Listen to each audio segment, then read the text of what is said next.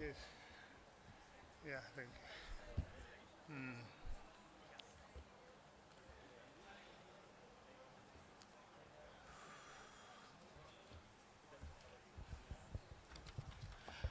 Honorable, you are doing a very good job, so we are very proud of you. Oh, thank you for the compliments. Ladies and gentlemen, we'd like to call the meeting to order. We'd like to hand over the chair back to Honorable. Mesdames et messieurs, veuillez vous asseoir. On va commencer dans quelques minutes. J'espère que vous avez bien mangé. I hope you all had a very wonderful lunch. Let's wrap up this session and sign the declaration. Honorable, and hand back over to you, Chair. Merci.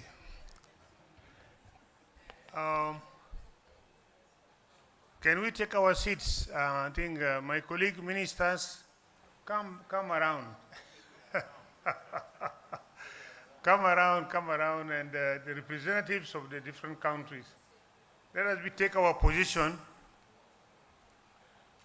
because we are going to make our statements. Again, I will stick to 3 minutes because we are many. It's going to be 11 statements. So I'll stick to 3 minutes. Any objection? Nothing? Okay, no objection. Everything is fine.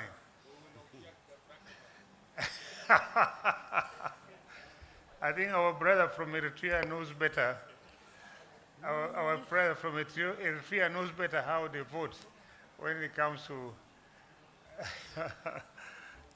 yeah.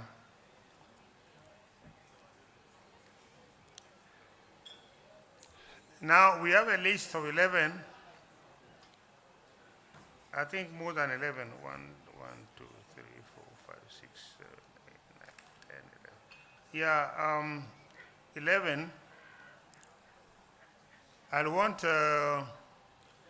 if you don't mind, Uganda will speak last of the 9 because we are the host and we want to sum up all the beautiful ideas or other contribution coming from our brotherly countries of IGAD and East African Community. So we shall start.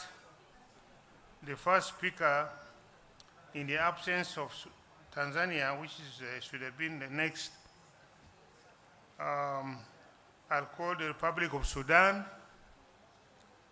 to come and make their statement. Secretariat, you must be ready to capture,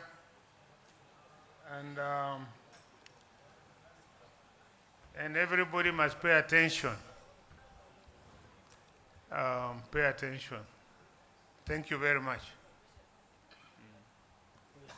Honorable Ministers, distinguished representative of IGAD, EAC and UN agencies and regional organizations, distinguished participants and dear guests, all protocol observed.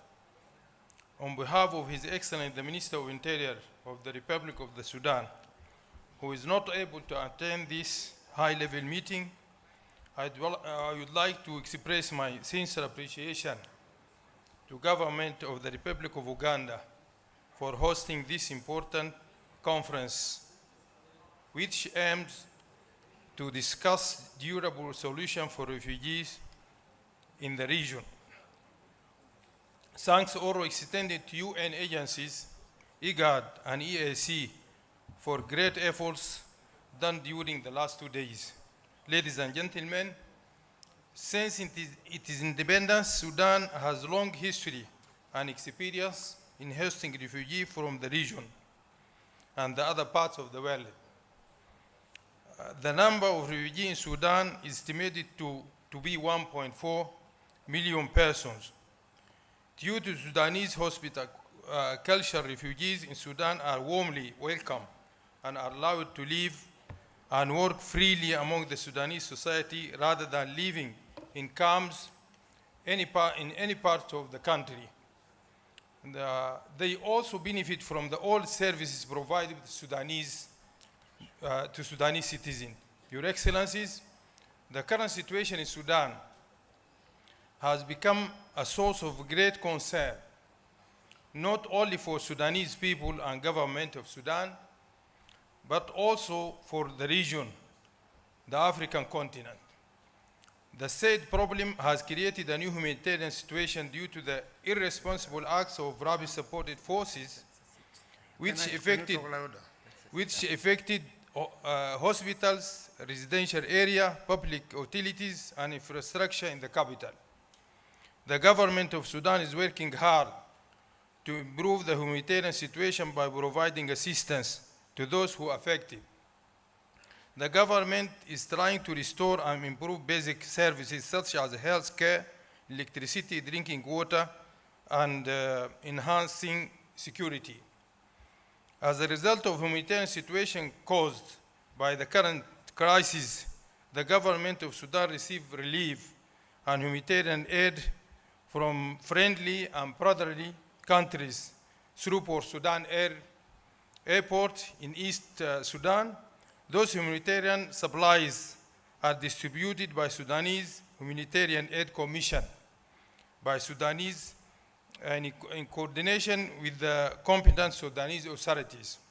Ladies and gentlemen, the ongoing situation resulted greatly in the displacement of the large number of Sudanese citizens, estimated to be 2 million citizens from the capital Khartoum to the other Sudanese states such as Al Jazeera, Sinnar, Kassala, Gadarif, North Kordofan, River Nile, White Nile, and Blue Nile state.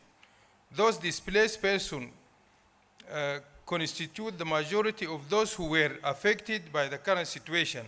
Most of them live with their relatives, but they are really in need of assistance and services. The second affected group opted to cross the border after requesting entry visa to the neighboring countries. Those are estimated to be 200,000. The third affected group opted to cross the border, take refuge in neighboring countries. Those are estimated to be about 150,000 in Chad, 5,000 in Central African Republic.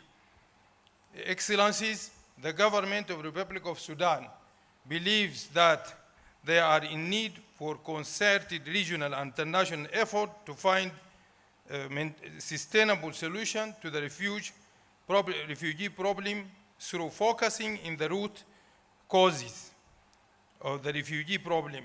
There is a need to develop practical solutions to address the problem through benefiting from the model applied in the number of the countries in the world.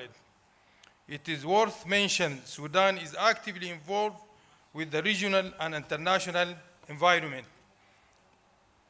In addressing the refugee problem, Sudan participates in all relevant forums in order to work out the most effective means to serve the aspiration of both host countries and refugees. It will be more effective to this high-level ministerial conference as preparation for the Global Refugee Forum to harmonize our intervention to reduce and address the root causes of refugee problems such as poverty, conflicts, climate change, lack of food, drought, and wars. We look forward to humanitarian and development partners, private sector, and donors to commit resources and show solidarity by providing concrete financial and development support to refugees, displacement persons, and returnees in IGAD and East Africa Community region. I would like to conclude my remarks by stressing that the Sudanese government is going to participate in all meetings and conferences regarding refugees and displacement persons, including the Global Refugee Forum, which will be hosted by the Swiss government in Geneva from 13-15 December 2023. I thank you all.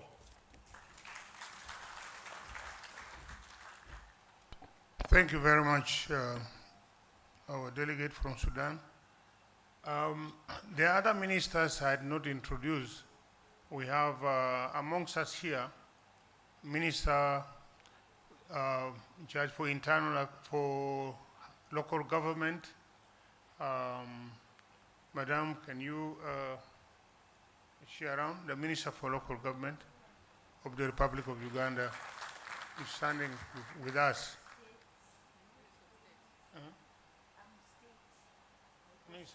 Minister of State.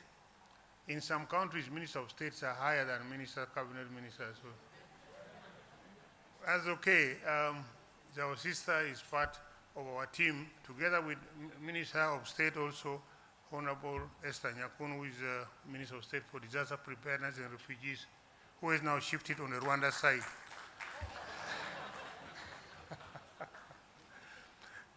Yeah, let's move on. I think I'm glad that when our first Deputy Prime Minister comes, we shall again have to, because she was not here when the delegates from the various countries, the ministers came, when the ministers from the various countries came here. So I would wish that one by one, the ministers, when she comes, I will ask you to stand up, introduce yourself and your countries, so that she's aware of the team that she's going to be addressing. Following Sudan, then I will call our brother from South Sudan to also make his remarks.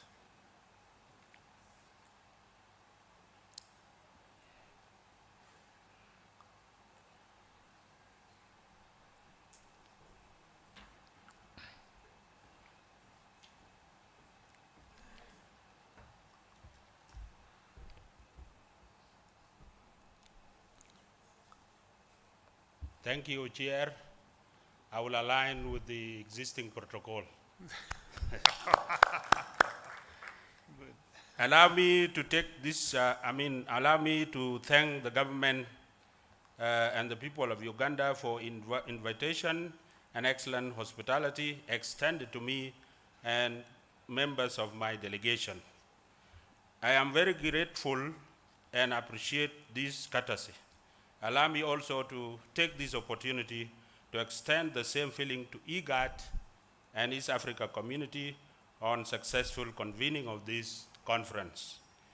I am deeply honored to address you today on behalf of my country, the Republic of South Sudan, on this important regional ministerial conference on durable solutions for refugees under the theme, Enhancing Coordinated Regional Approach to the refugee situation in the East and Horn of Africa. Excellencies, distinguished delegates, as you may all know, the government of the Republic of South Sudan, under able leadership of His Excellency President Salva Kiir Mayardit, has restored peace and stability to the country through the signing of the revitalized agreement. 12 September 2018. This agreement has contributed significantly in creating enabling environment for our citizens who are currently refugees in the neighboring countries to return home spontaneously. Our record shows that since the signing of this agreement, over 600 people of our citizens have returned home spontaneously. Moreover, as a result of the recent crisis or current crisis in Sudan, since 15 April 2023, we have received additional 100,000 citizens returning from Sudan. This figure is increasing on a daily basis by 3,000 returnees. It has been a challenge to receive this huge number of our people in this shortest time. Nevertheless, we are very happy to receive them home. Excellencies, distinguished delegates, it is my pleasure to inform you that over the last 3 years, we have been working closely with the Sudan and IGAD in exploring solutions for our people who sought refugees in neighboring countries to come home. We have therefore developed what we call South Sudan Durable Solution Strategy and Plans of Action for refugees, internally displaced persons, returnees, and the host communities. This durable solution strategy and plan of action aims at guiding the government and stakeholders to take the challenges confronting displaced persons as they ensuring the following priorities action are undertaken. 1, ensure the security and safety of refugees, IDPs, returnees, and host community. 2, provide basic services like food, clean drinking water, shelters, health care, possible roads, and primary and secondary education, among others, to sustain voluntary return. Promote peace building, reconciliation, and healing among the communities. Implement self-help based livelihood trainings and other livelihood activities, as well as environment protection to strengthen household and local economy. Enhance government institutional capacity and collaboration, and strengthen partnership, coordination of services and information flow for optimum delivery and sustainable, durable solution. We hope this strategy will still find support and necessary funding such that we implement it when the conditions continue to improve for return.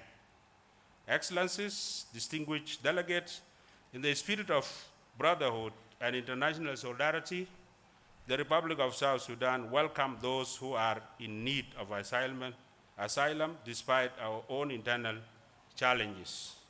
We currently host over 350,000 refugees, of which 92% are from our brother Sudan. Moreover, since 15 April 2023, we have received from Sudan over 10,000 Sudanese refugees alone. We anticipate that this number will increase substantially in the coming month if the current conflict in Sudan does not find sustainable solution as quick as possible. And this is why we are all calling upon that. Excellencies, distinguished delegates, the Republic of South Sudan have established a sound legal framework for the protection of refugees and providing them with access to social services. Since our independence in July 2011, we have prioritized enactment of Refugees Act 2012, which was drafted in the spirit of 1951 Geneva Convention. This act establishes refugees eligibility committee, which determines refugees' status of asylum seekers. In 2017, we further developed the Refugees Eligibility Regulation 2017, which sets out the procedures of dealing with the registration of asylum seekers. We have also acceded to the 1951 Geneva Convention and its 1967 protocol, and to the 1969 OAU Convention governing the specific refugees problems in Africa. We have a sound legal framework and political will to help those who are coming to our door seeking refuge. Excellencies, distinguished delegates, I am happy to inform you that we empowered refugees in our country. They enjoy complete freedom of movement as we provide them with ID cards, convention traveling document, and asylum certificate for those whose application for refugees status are under review. Those documentations enable refugees and asylum seekers access their basic rights as provided under the Regulation Act 2011, Refugees Act 2012. The government of South Sudan is committed to ensuring access to primary and secondary education to all refugees, as well as providing birth certificate, registration certificate, and documentation. Our national law provides for assimilation and integration of refugees into our communities as per Nationality Act 2011, particularly to those cases of mixed marriage with South Sudanese nationals after 5 years of residence. The Republic of South Sudan grants refugees a right to seek employment. Refugees are issued are issued with work permit in accordance with South Sudanese Labor Act 2017 and the Refugees Act 2012.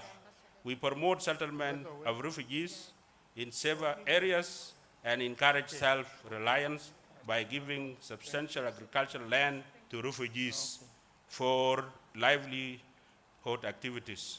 We are now mainstreaming refugees' issues and addressing gaps in protection and provision of social service and reintegrating them into our national development plan. Excellencies and distinguished delegates, in the last Global Refugee Forum 2019, we have made pledges to improve the protection and the livelihood of the refugees and the hosting communities in our country. So far, we have not made substantial progress in implementing them due to the lack of fund.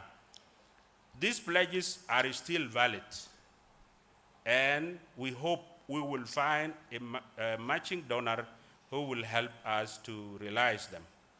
We also hope in the upcoming Global Refugees Forum, these pledges will be presented as part of the East and Horn of Africa pledges.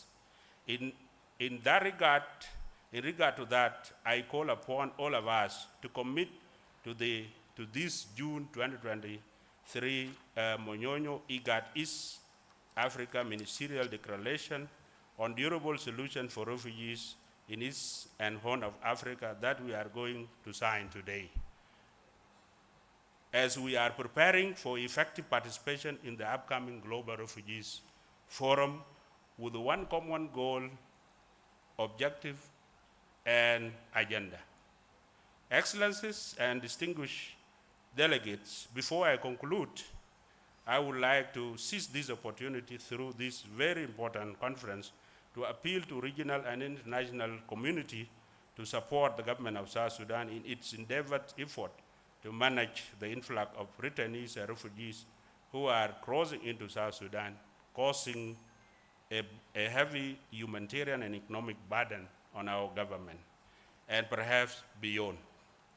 We are anticipating the return of nearly 3 million South Sudanese citizens who have been in Sudan in different status, as well as significant number of refugees if the conflict continues.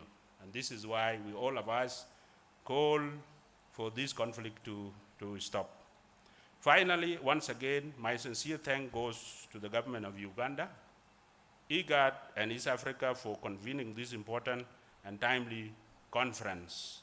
And I look forward to interacting with you all to find durable solutions for refugees in the East and Horn of Africa, including finding sustainable solution to my fellow South Sudanese refugees in neighboring countries, as well as we strive to create conducive environment for their return home. For that matter, I thank all sister countries who are hosting our people for their generous hospitality.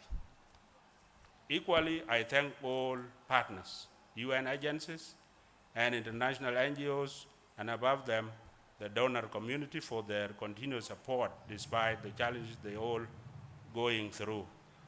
I congratulate all of us, these distinguished delegates, for this successful conclusion of this conference, and thank you very much. Thank you very much, Republic of South Sudan. I would like now to call the Federal Republic of Somalia representative to tell us their side.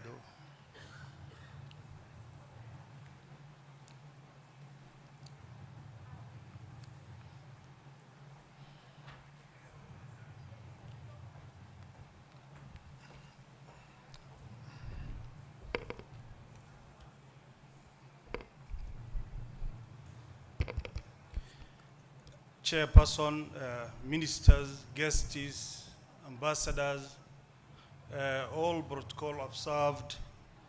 I am honored with a great pleasure to be part of this conference, and also I am here to present The update is of finding a sustainable solution to the prolonged displacement in Somalia, which has affected the life is around 3 million people, internally displaced people. Who have fled their homes because of the conflicts, droughts, floods, and climate change.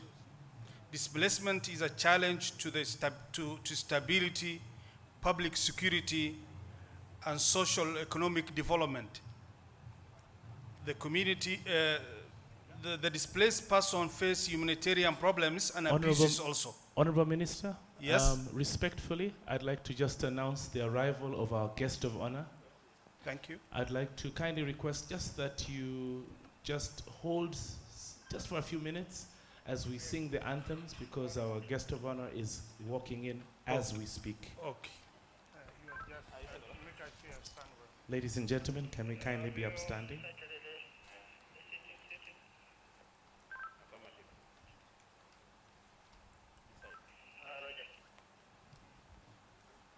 I'd like to signal the arrival of our guest of honor, the First Deputy Prime Minister and Minister for East African Community Affairs of the Republic of Uganda, Right Honorable Dr. Rebecca Kadaga Alitwala. Big round of applause.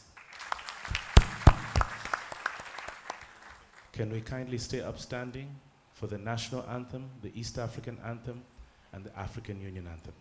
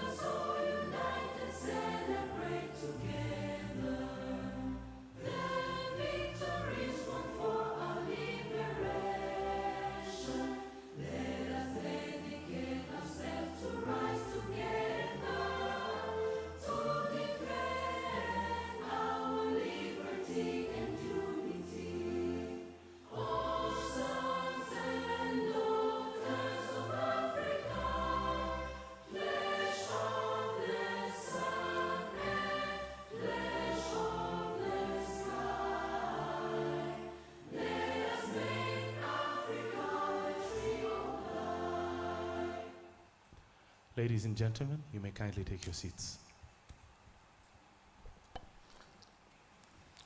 Our guest of honor, I would like to hand back over to the chairperson of this particular segment, Engineer Honorable Hilary Onek. Thank you very much, moderator. I would like members of this conference, I would like to welcome our First Deputy Prime Minister, Right Honorable Rebecca Kadaga, the First Deputy Prime Minister of the Republic of Uganda. He is representing our President, and in this process, up to the closure. And because At the opening ceremony, we didn't have the ministers here and representatives of the countries of IGAD and East African Community. Briefly, before the one speaking continue, I would wish that you get to know the representatives of the different countries who are here. Maybe I start from my right, our right, the Deputy Prime Minister of the Republic of Congo, and he's also Minister for Interior and Security, Honorable Peter Kazadi Kankonde, who is sitting next to you. Maybe. And then, colleagues, you introduce yourself because I don't want to do everything. Thank you. Yes, my name is Albino Akolatak, the Minister of Humanitarian Affairs and Disaster Management, Republic of South Sudan.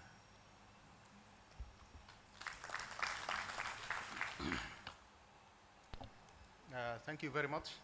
My name is Yasir Mohammed. I am Deputy Executive Secretary of ICGLR, International Conference on the Great Lakes Region. Thank you.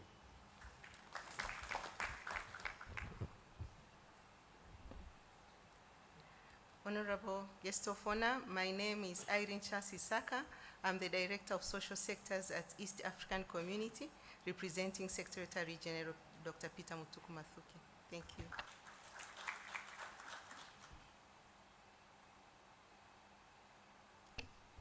Thank you. My name is Michel Shimba. I'm head of the Division of Humanitarian Affairs, representing the Commissioner of Health, Humanitarian Affairs of the African Union.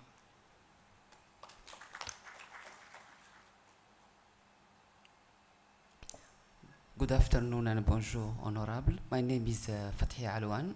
I'm the Director of Health and Social Development at the Intergovernmental Authority on Development IGAD Secretariat, but also here representing His Excellency Dr. Werkene Gebeyehu, who is the Executive Secretary of IGAD. Thank you. On the left side, Honorable Anyakun, start from there. Thank you very much, Right Honorable. And colleagues, my name is Esther Anyakun, State Minister for Relief, Disaster Preparedness and Refugees. Thank you. Good afternoon. My name is Solange Kaisire. I'm the Minister in charge of Emergency Management from the Republic of Rwanda. Thank you. My name is Bernard Van Dolle. I'm a Minister of Peace, Democratic Republic of Ethiopia.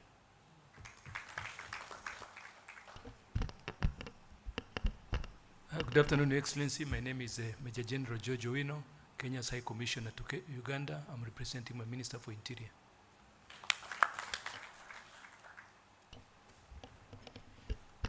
My name is Mohammed Suleiman. I'm the Ambassador of Eritrea to Uganda and Dean of the Diplomatic Corps, representing my Minister of Foreign Affairs. Thank you.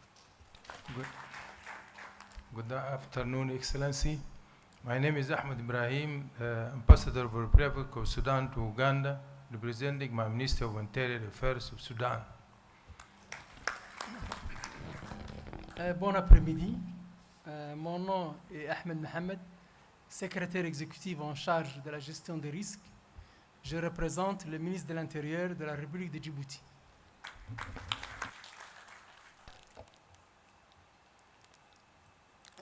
Moi, je suis Nibona Bonas de Célestin. Je suis le vice-ministre de l'Intérieur, du Développement communautaire et sécurité publique de la République du Burundi.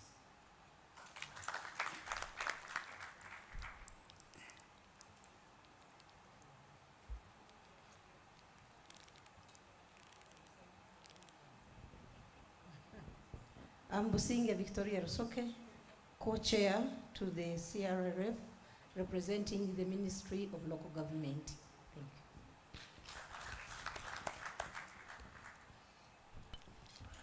Thank you. Thank you, colleagues, for the introduction.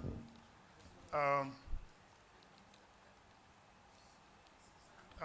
one at the pulpit up there is also one of the ministers representing his country. Maybe you can introduce yourself and then continue with it. Welcome, DPM. My name is Abdul Hakim Ashkir, Deputy of Minister of Interior, Somalia.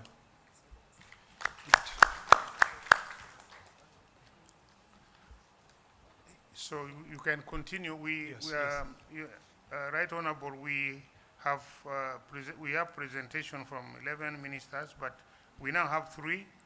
We are now on the 3rd one, and we shall have a few, but I've given them 3 minutes each, so that because most of the deliberations, we had the deliberations and we discussed, and they presented the country's position, which were all captured in the memorandum we shall sign. So they are giving their statement, brief statement, 3 minutes each to wrap up. Please go ahead. Thank you. I will start from where I stopped.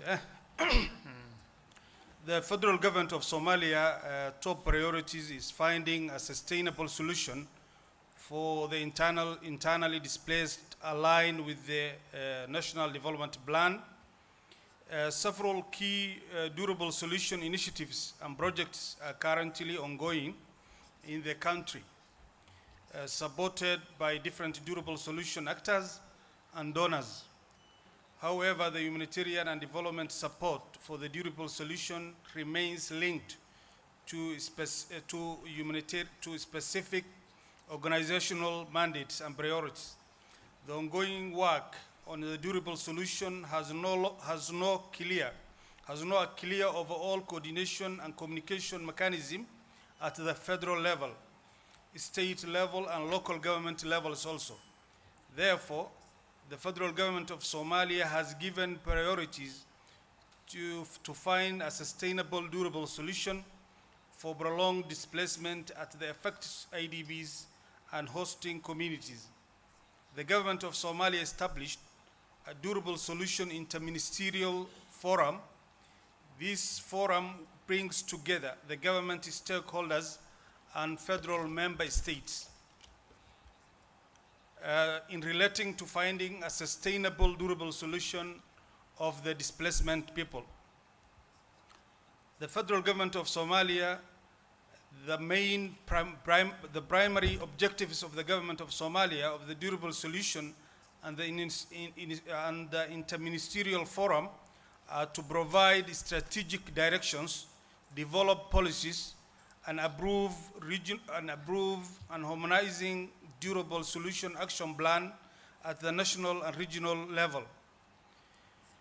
And it's important for bringing together both the federal ministers and the federal member states to share information, exchange experience, and analyze the plans that are leading Somalia to achieve a long-lasting solution to the displacement issues. Somali government is dealing with IDPs, goes through NCRI and the Ministry of Interior, that they have the legal mandate for all matters concerns IDPs. NCRI and the ministry are now has started a national system for profiling IDPs and has registered over the 100,000 people of IDPs in Mogadishu area, and also leading the agencies also and the government of Somalia now are leading the effort for the first time to relocate 1,000 households of vulnerable IDPs currently living in high-risk area to new areas which is safer than before. This will be starting point to find a durable solution for our most vulnerable citizens. So also, Somalia are now working with the international community for this critical for Somalia to fulfill the pledge we made 2019 Global Refugee Forum, as well as the implementation of the National Durable Solution strategy. Lastly, I would like to thank all countries who are hosting our refugees, and I hope they will come back home soon as there is a progress in the stability of the country. And then these countries, among them Uganda, who I think hosting over the 65,000 Somalis here, and really we appreciate all the government and the countries and our brothers who here who are supporting our refugees in this area of Horn of Africa and the East African community countries also. Thank you very much, Minister. Thank you very much, DPM and the other ministers for hosting us, and this, and really we appreciate for the really generous support that you're providing here, and you are welcoming. Thank you.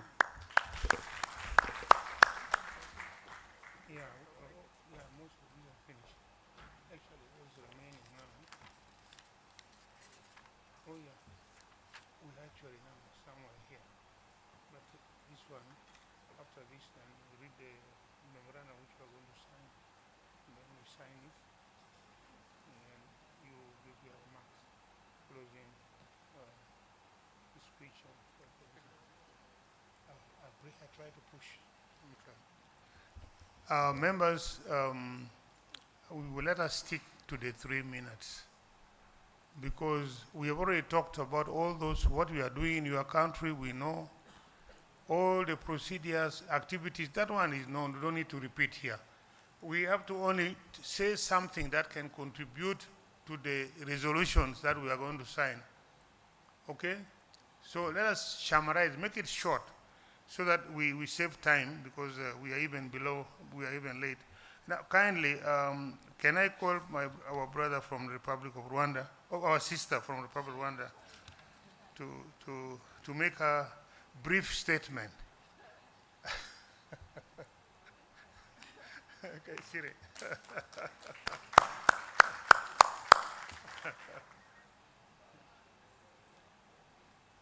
I'm going to push him 3 minutes. I'm going to do my exam of 3 minutes. Right Honorable Deputy Prime Minister and guest of honor, distinguished delegates, on behalf of the government of Rwanda, let me start by wishing a quick recovery to His Excellency the President Yoweri Museveni. I also congratulate the government of the Republic of Uganda, IGAD-EAC Secretariat for successfully organizing this important conference to showcase success in our countries and to discuss on challenges we are facing in the areas of refugee management and finding durable solutions for our population of concern. I take this opportunity to congratulate the Republic of Uganda for being co-convener of the GCR 2023. Excellencies, ladies and gentlemen, currently Rwanda hosts more than 133,000 refugees and asylum seekers, mainly from Burundi and mainly from DRC and Burundi. We are living, some of them are living, most of them are living in the refugee camps, and this has been said under humanitarian assistance. The country continues to provide protection and assistance to refugees, opening its door for asylum seekers and helping refugees achieve durable solutions.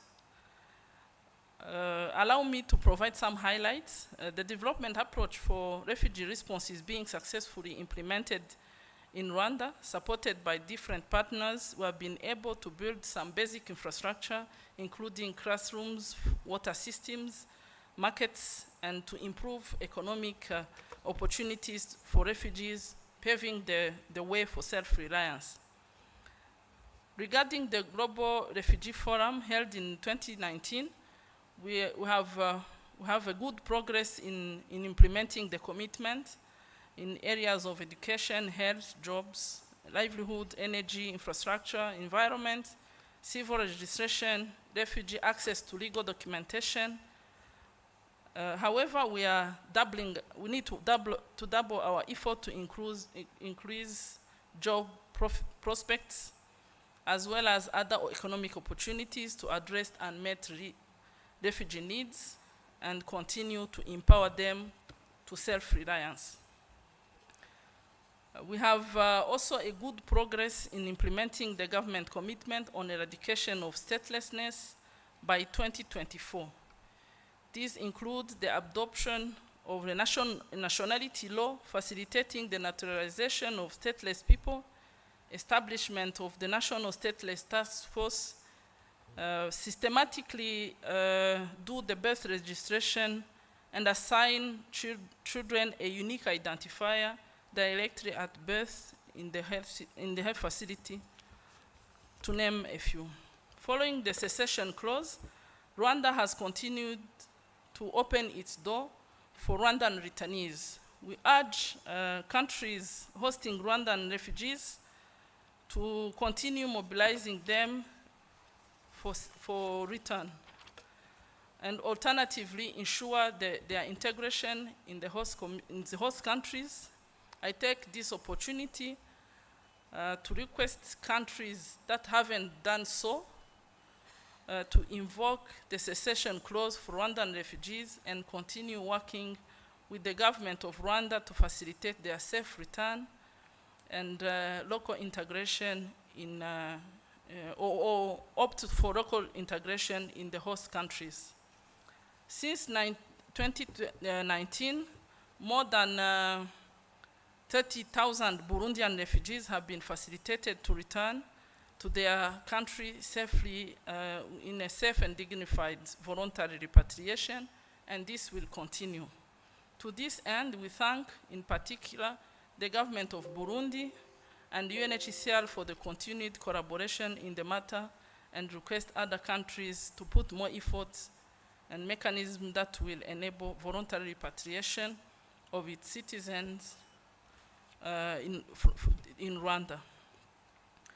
On what the Deputy Prime Minister from DRC alluded to vis-à-vis the ongoing conflict in Eastern DRC yesterday, other political mechanisms have been put in place and are being implemented to find comprehensive and long-lasting solutions.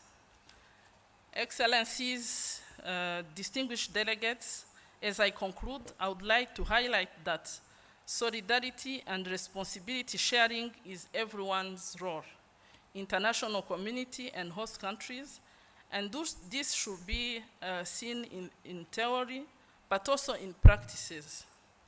Whereas other durable solutions are there, everyone knows that there is no better place than home. In this regard, we should dig deep and work together as a region to tackle the root causes of forced displacement and find durable solutions which enable our population to enjoy their citizenship rights and contribute to country's development instead of living in exile for decades.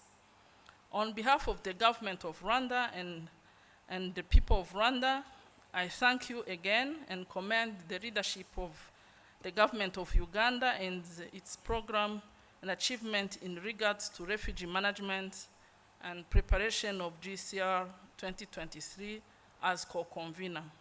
I will also take this opportunity to reiterate Rwanda's commitment to ensure continued collaboration in finding durable solutions for refugees. I thank you for your kind attention. Thank you very much, Minister Honorable Kaisire, for your brief statement. Republic of Kenya, can you make your statement as well? Thank you. Thank you.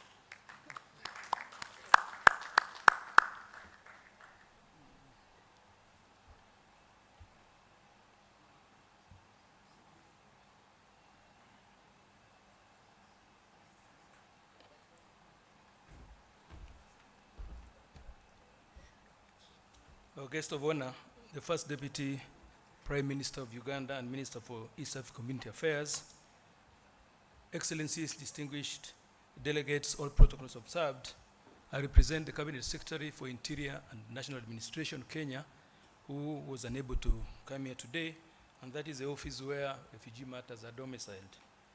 I will start by thanking the government of Uganda for hosting this very important conference and all other stakeholders involved. Kenya is really delighted to participate in this high-level experts and ministerial conference organized by IGAD and EAC, which is a preparatory platform for the region to participate in the forthcoming Global Regional Forum of 2023. We take this opportunity to thank IGAD and EAC for organizing the conference, as it is once again provides a turning point in history to realize meaningful, durable solutions, burden and responsibility sharing for refugees and host countries, as well as countries of their origin. Distinguished delegates, Kenya is one of the top 15 refugee host countries globally. At present, we host 600,000 refugees. Of these, 43% of them are in Dadaab camp in northern part of Kenya, and 41% of them in Kakuma complex. 16% of these refugees are distributed in many urban areas. Many of these refugees are in various protracted positions. Excellencies, refugees in Kenya live among most host communities. These host communities actually shelter these refugees on behalf of the Kenyan people. They generously donated their land on which the refugees are settled, and the environment in which these refugees are settled is completely degraded. Therefore, whenever we address refugee issues, we have to be mindful of the needs of the host communities. To this end, I want to thank our development and humanitarian partners, led by the United Nations High Commissioner for Refugees, for initiating programs which have incorporated both refugees and host communities in equal measures. In 2016, Your Excellencies, Kenya pledged to support solutions for migrants and refugees through the New York Declaration. This was further solidified by the Global Compact for Refugees in 2018. As a host country, we took up the call, and through adoption of the Kenya Comprehensive Refugee Response Framework, we have gone through to review its legal framework through enactment of Refugee Act 10 of 2021. In order, therefore, to progressively implement the objectives of the Global Compact for Refugees pledges, Kenya has made the following. First, we have strengthened institutions and community structures that manage asylum, deliver services, and provide security for refugees in the hosting areas. Secondly, we have strengthened support to refugees hosting communities' education. And third, inclusion of refugees in country development plans. Excellencies, Kenya has numerous good practices to showcase at this forum. For instance, refugee children continue to access Kenya's education system. An enabling business environment for economic inclusion is provided in the country. Both refugees and host communities have access to integrated services, and through assessment of prior learned skills, refugees are given certificates that enhance their employability, and additionally, talent of the refugees is also nurtured. You may recall, Excellencies, during the Refugee Olympic team in Rio, Kenya had 5 refugee athletes from Kenya. We support such activities because we are aware that empowerment of refugees will ultimately lead to sustainable solutions. Excellencies, in order to fully realize the principles of the Comprehensive Refugee Response Framework, Kenya is working on a plan called Shirika Plan. The Shirika Plan is a multi-layer, multi-sectoral, and multi-agency plan that aims to provide durable solutions through integrating settlements for refugees and host communities, accessing and enjoying same services. The plan builds on existing frameworks and ongoing integrated settlement approach, which has so far had positive impact on the lives of these refugees and host communities. Kenya is therefore preparing to make a presentation on the Shirika Plan as a side event during the Global Refugee Forum 2023 conference. In conclusion, Your Excellencies, the high-level experts ministerial conference, therefore, presents a unique opportunity to prepare well for Global Refugee Forum, which will culminate in the mobilization of support for refugee host countries and increasing support and the onward realization of sustainable, durable solutions of voluntary repatriation. Settlement and local integration, which we believe should be implemented simultaneously in line with the principles of Global Compact for Refugees. Excellencies, distinguished guests, I thank you for your attention. Thank you very much, Kenya. As I said earlier, all those written speeches you have, let it be captured in this by the Secretariat. In the final document, they will all be reflected. Let Ethiopia, can Ethiopia go and say something? Say what you did not say before.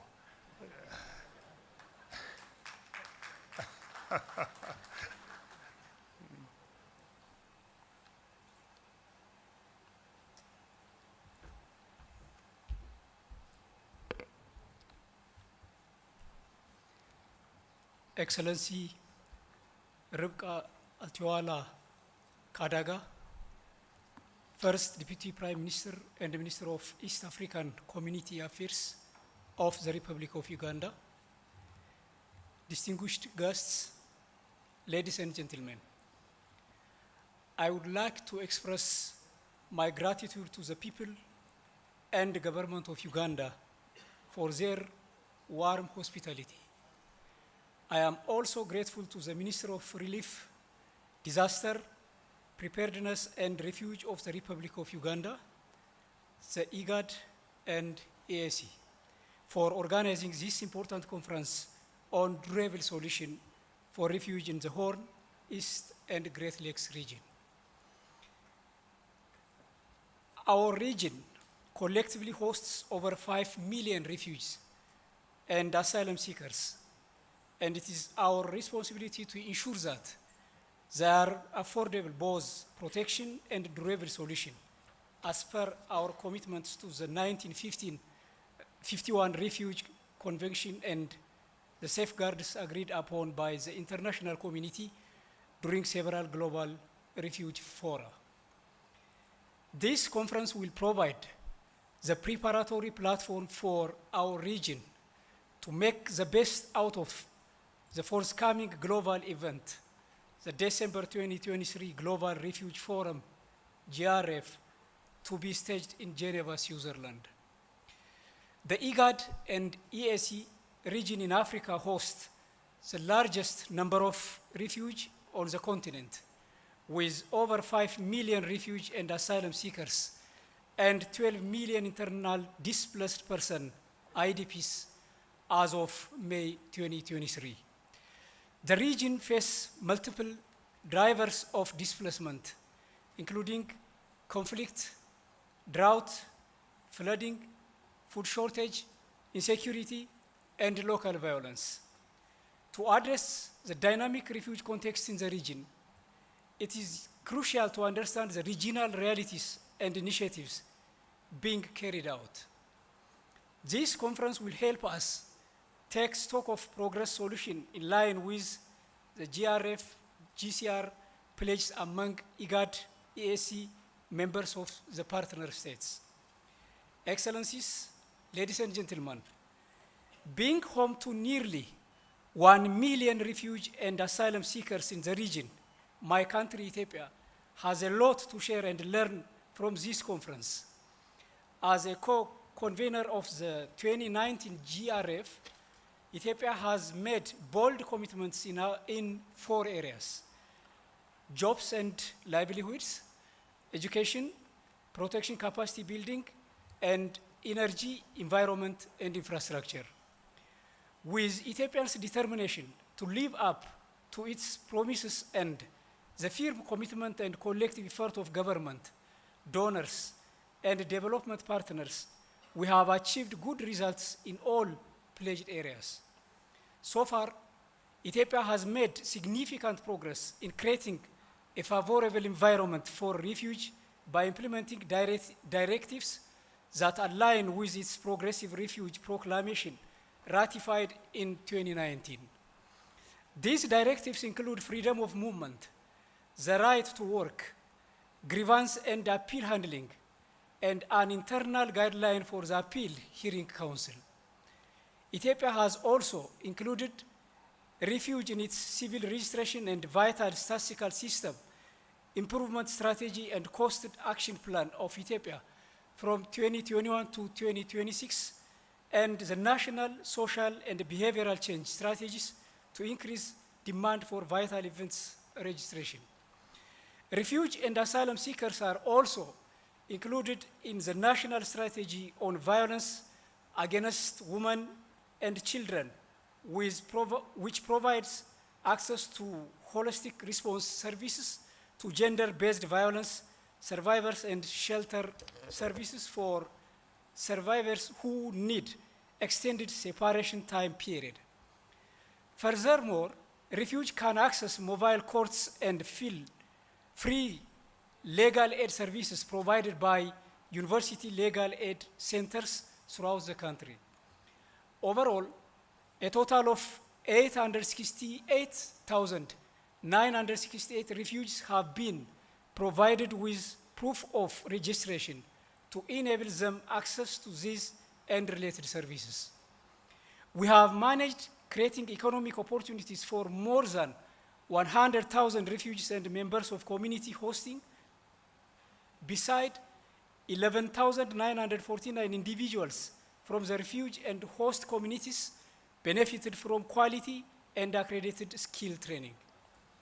The government and its partners have provided energy access to refugee and host community through various alternative solutions.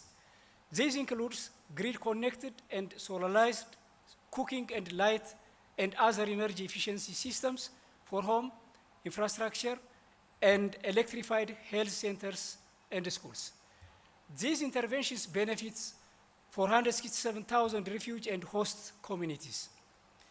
These achievements are scored amidst the socio-economic challenges posed by the COVID-19 pandemic, financial shortage, climate catastrophes, and regional insecurity.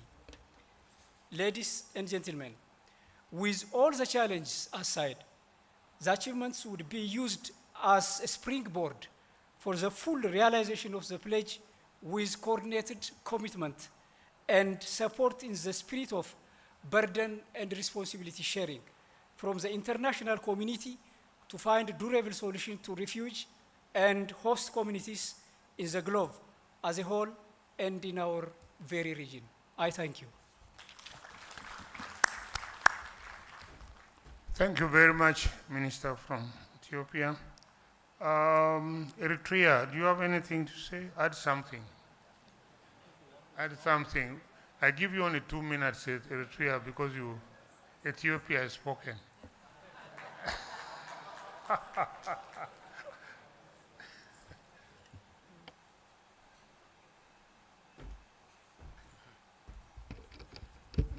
Thank you, Minister. Actually, politically, it's not correct. But I'm not going to hold you onto that one.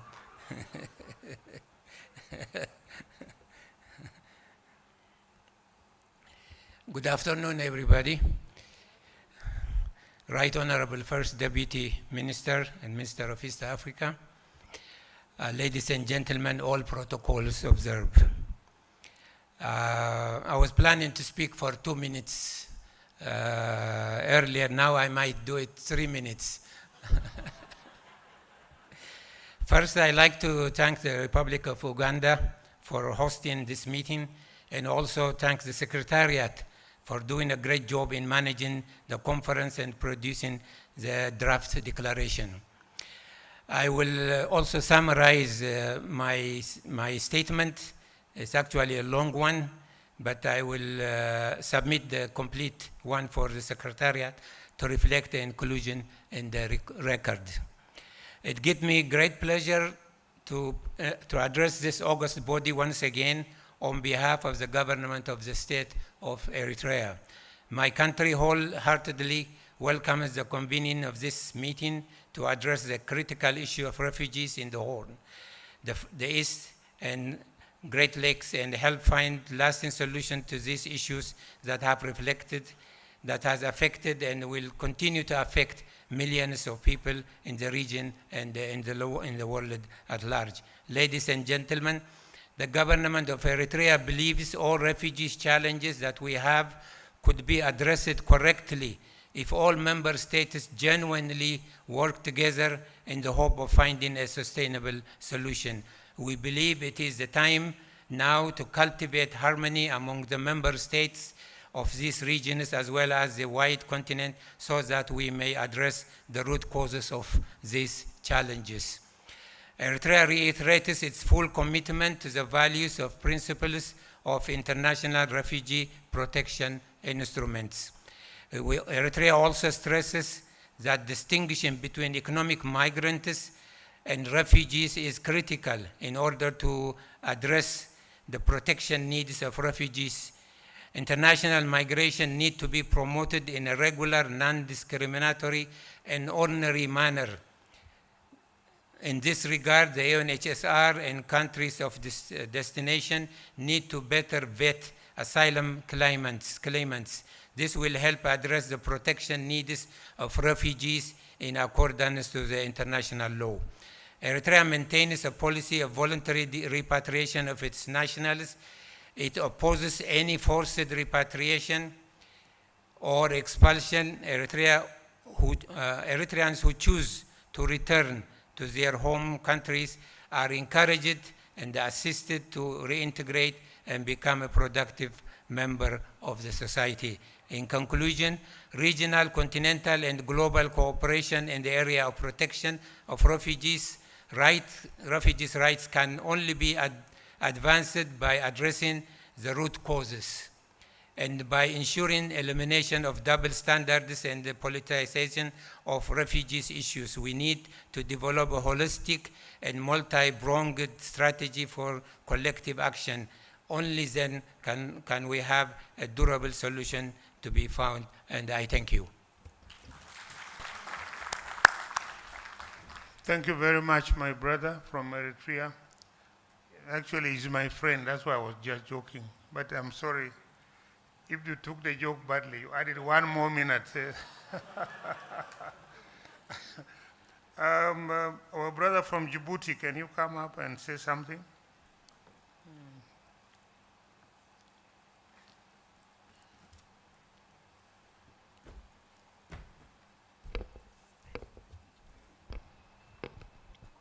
Excellence, Madame la première vice-première ministre et ministre chargée des Affaires de la Communauté de l'Afrique de l'Est, Mesdames et Messieurs les ministres, honorables invités, c'est pour moi un grand honneur que de représenter le ministre de l'Intérieur de mon pays qui a été retenu au dernier moment pour d'autres engagements. Je voulais profiter pour exprimer mes remerciements les plus chaleureux aux autorités ougandaises, à l'IGAD et à la communauté de l'Afrique de l'Est pour l'accueil chaleureux, mais aussi pour la parfaite organisation de cette conférence ministérielle. Notre rencontre d'aujourd'hui est l'occasion de nous emparer d'une question cardinale, à savoir les solutions durables pour les réfugiés. Djibouti accueille environ 30 000 réfugiés provenant des pays limitrophes. Djibouti a aussi adopté une loi sur la protection des réfugiés, mais aussi 2 décrets d'application.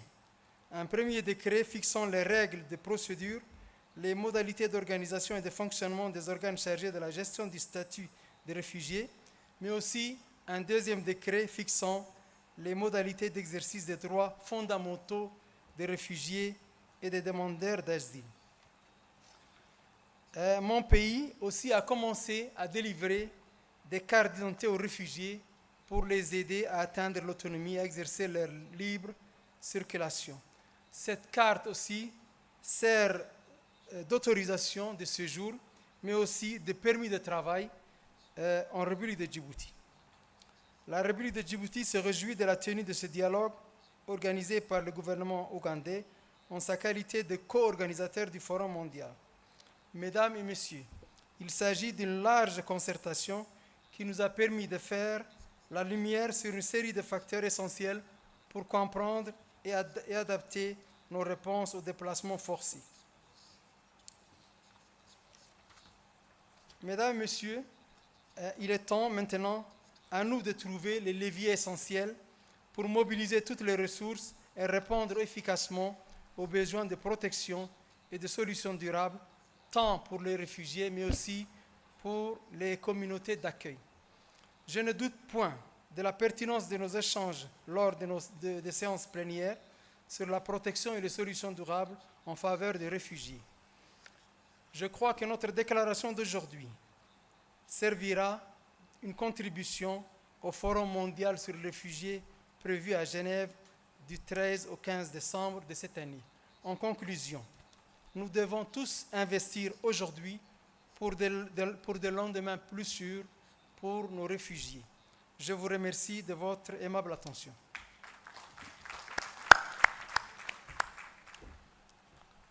Thank you very much, our colleague from Djibouti. Can I now call the President of the Republic of Burundi? Burundi, come up and give you a statement.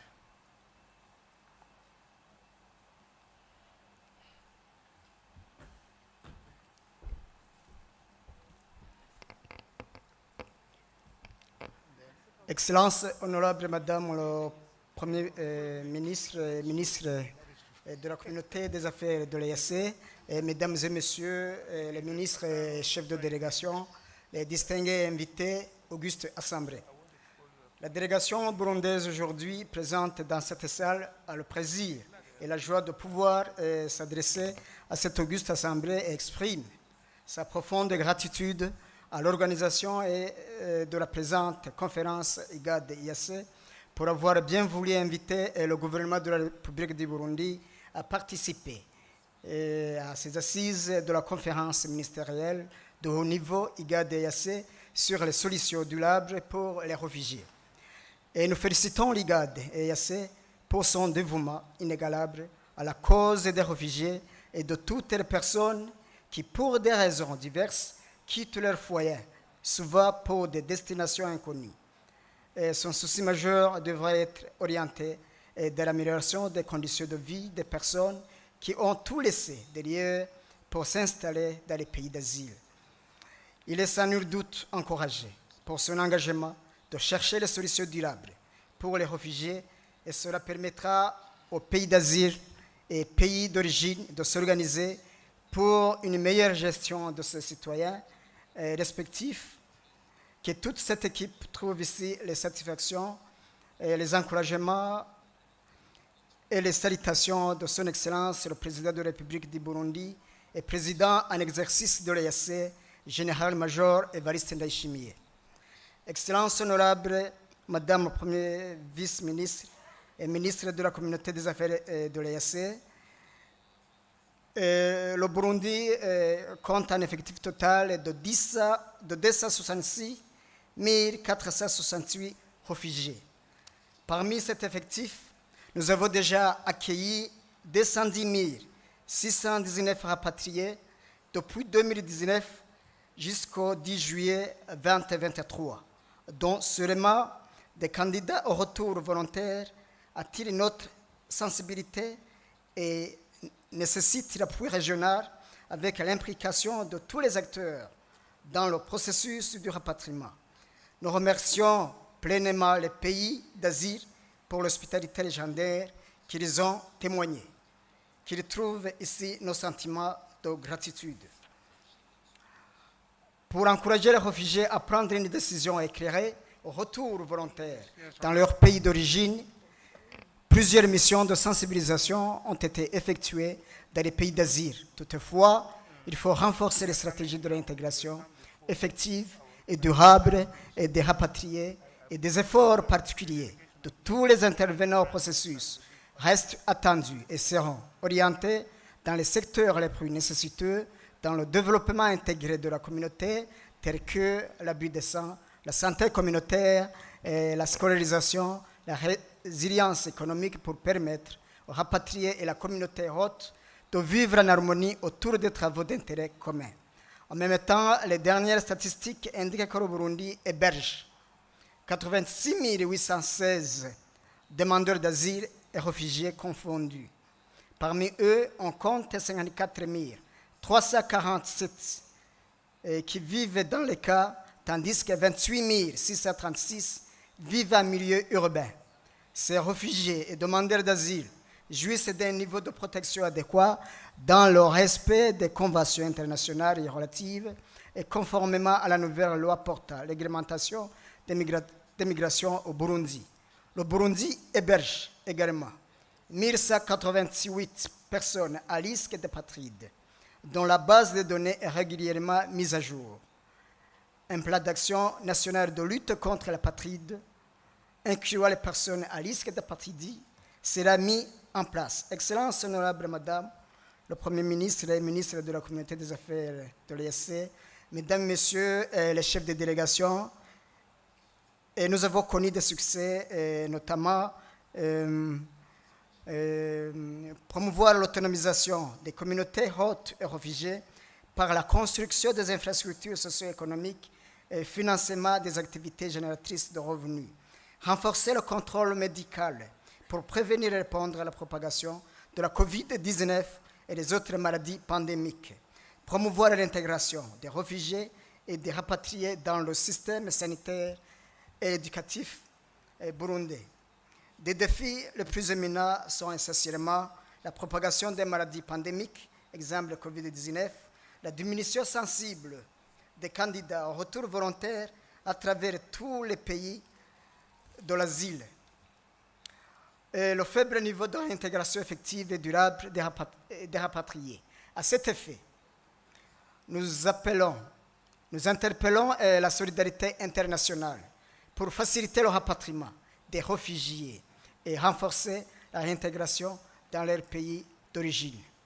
Excellences, honorable Madame le Premier ministre et ministre de la Communauté des Affaires de l'EAC, Mesdames et Messieurs les chefs de délégation, en vue de promouvoir une cohésion pacifique entre réfugiés et communautés d'accueil, le gouvernement du Burundi, à travers le projet de développement communautaire intégré, encourage les uns et les autres à se focaliser sur les activités d'autonomisation en évoluant dans les coopératives, associations de production, micro-entreprises et autres activités génératrices de revenus. Parallèlement, la construction des infrastructures socio-économiques à travers le même projet sur le financement du gouvernement et ses partenaires va promouvoir l'inclusion des réfugiés dans le système éducatif et sanitaire burundais.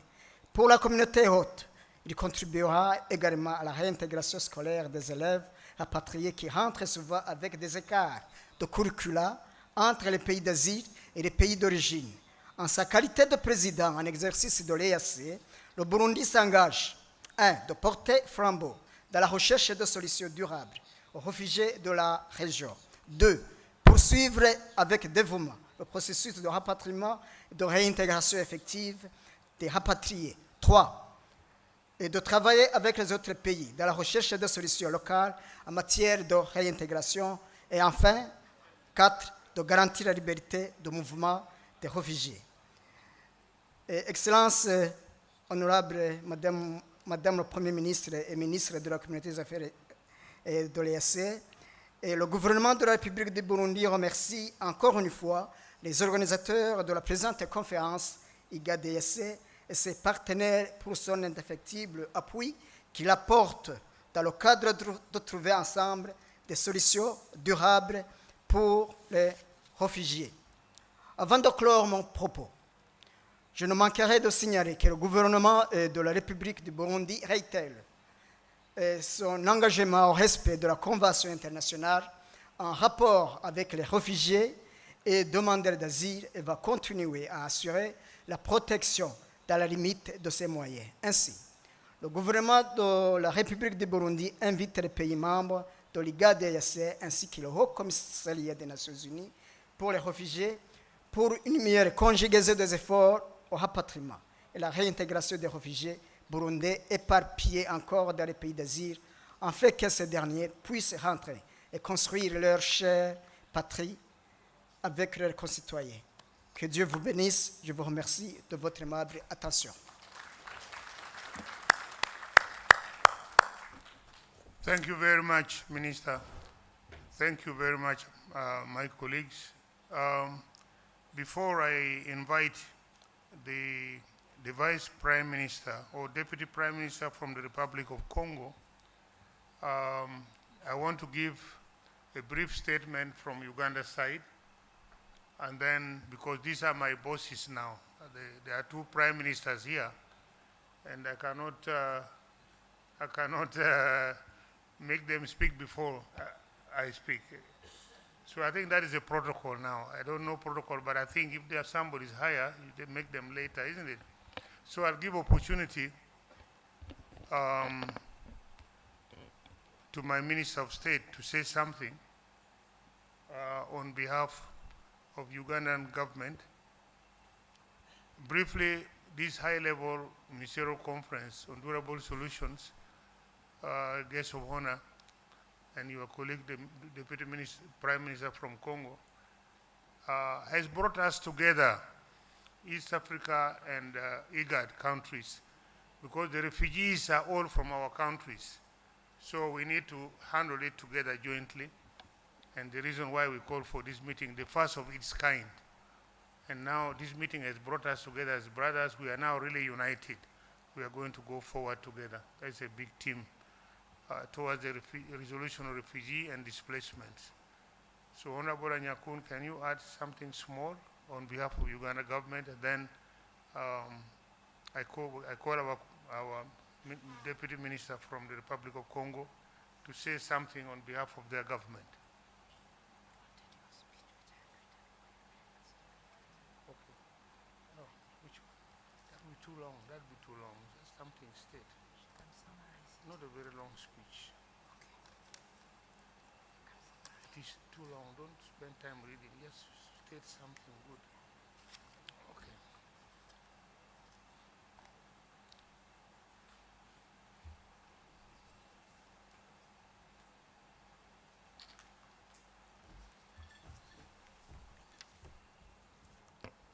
You see, you gentlemen, every country is sending a man. You know, the point is we need now also women among ministers who are coming here. So Uganda now is represented by a lady now. We are happy. Thank you very much, Honorable Minister.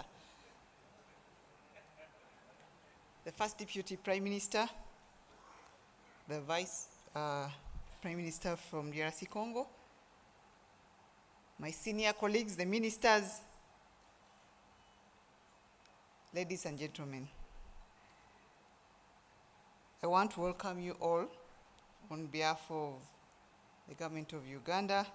We thank you for traveling all over from your regions to engage in this important conference. What we see here is exceptionally and also should not be taken for granted. It is two regional economic communities, IGAD and East African, coming together, joining hands in Uganda to find durable solutions to refugees in the region.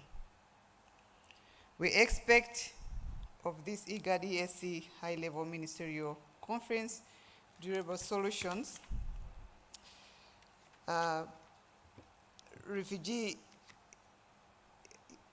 is that by engaging the dialogue, exchanging and sharing, all we find solutions that ease and burden the pressure from all of us, whether we are countries of refugee origin or refugee hosting communities. At the end of this conference, where we did today, Right Honorable, a summary of all our summary of the findings in the durable solutions for the refugees of this country. This process is also a big step towards our going to Geneva for the GRF meeting in 2023. As Uganda, we have continued to maintain our open door policy. We have also set up a strategic direction on health, education, to ensure greater integration. Refugees are included in our national planning and statistics. We remain committed to this, but it puts us also in, under immense pressure to uphold these policies with more than 1.5 million refugees and still counting. Brothers and sisters, we are in need to make sure that we have harmonized regional policies and approaches for coordinating refugee responses. It is evident that no one country can sustain or contain influxes alone.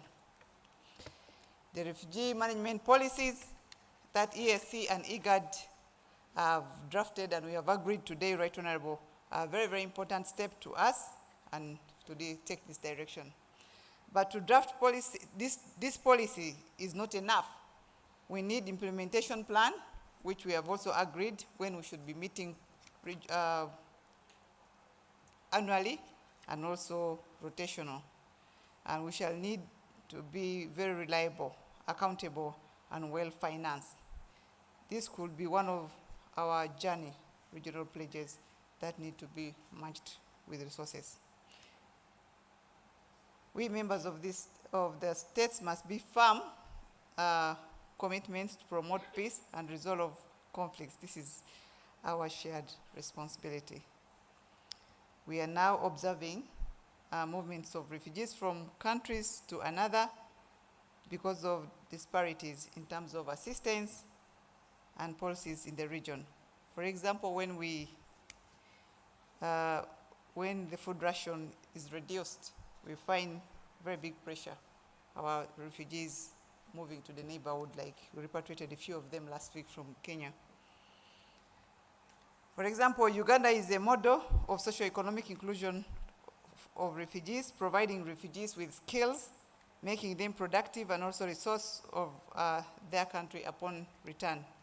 This contributes to peace and stability. Returning of only sustainable when refugees are able to have and some services back home, as they will do their host communities. Let us all provide the conducive environment, such as giving them land.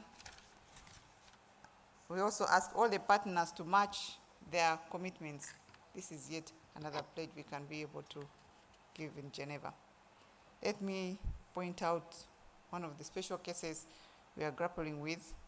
The vast majority of refugees are EAC citizens.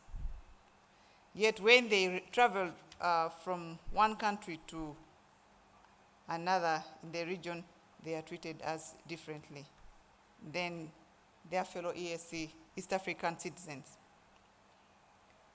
They are asked to apply, pay for visa. We need to look into this collectively for effective opportunities. With these remarks and inputs, I want to thank you, my senior, for ambushing me. Thank you very much.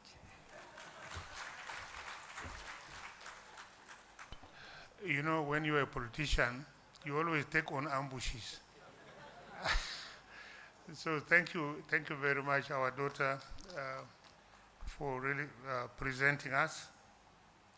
I now take the honor to invite the Vice Prime Minister of the Republic of Congo, Monsieur Democratic Republic of Congo, Monsieur Pierre Kazadi Kankonde. I think that is a correct. Yeah. Thank you. That is.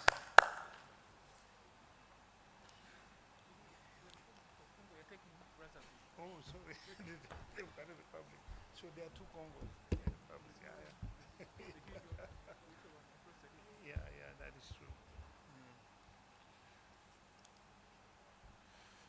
Excellences, Madame la vice-première ministre du gouvernement de la République de l'Ouganda, Mesdames et Messieurs les ministres, membres de la communauté des États de l'Afrique de l'Est et de l'IGAD, Excellences, Messieurs et Mesdames les ambassadeurs, Mesdames et Messieurs les représentants des organisations des Nations Unies, distingués participants à vos titres et qualités observés.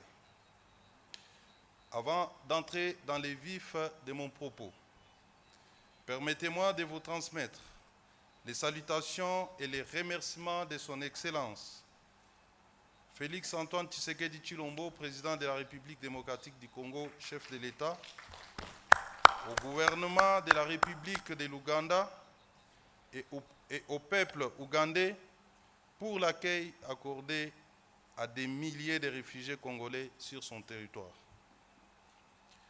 Du haut de cette tribune, je remercie vivement les autorités ougandaises pour l'accueil réservé à ma modeste personne et à toute la délégation qui m'accompagne.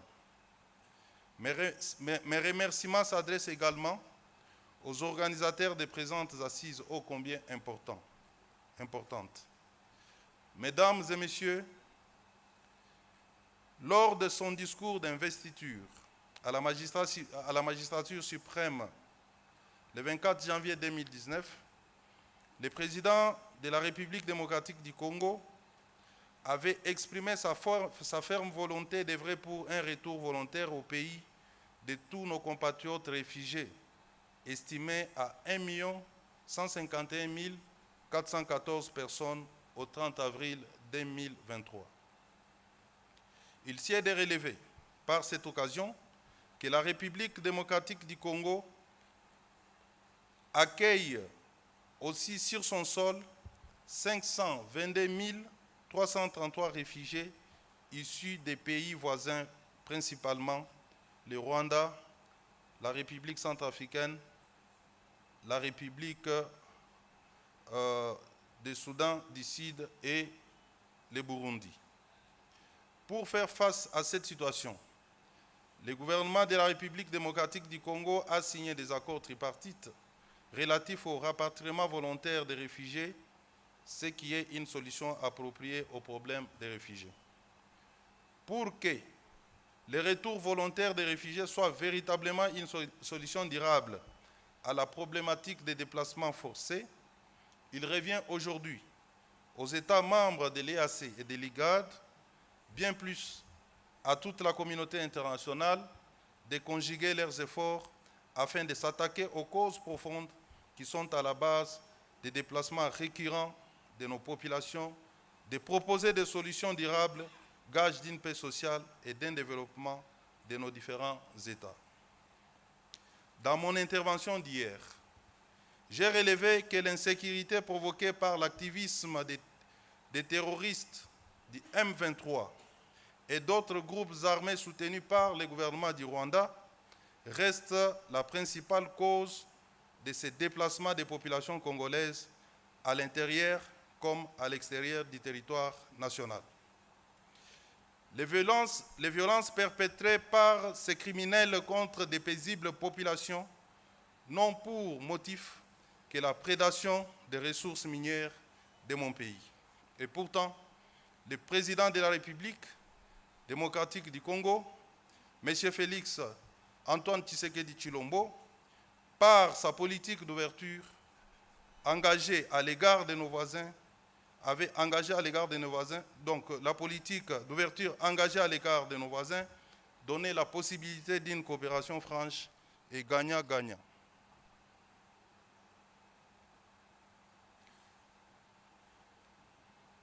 Madame, Wait a bit.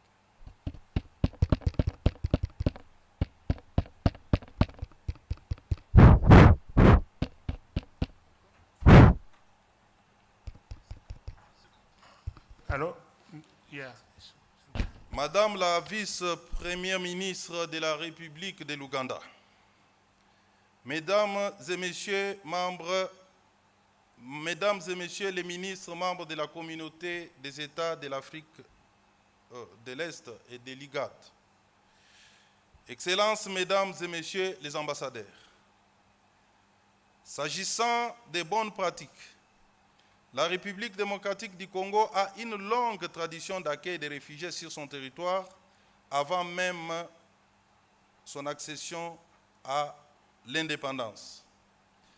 Et cela avec les premiers afflux des réfugiés rwandais et angolais qui ont vécu paisiblement jusque, pour certains, à acquérir la nationalité congolaise et à s'intégrer socialement et économiquement.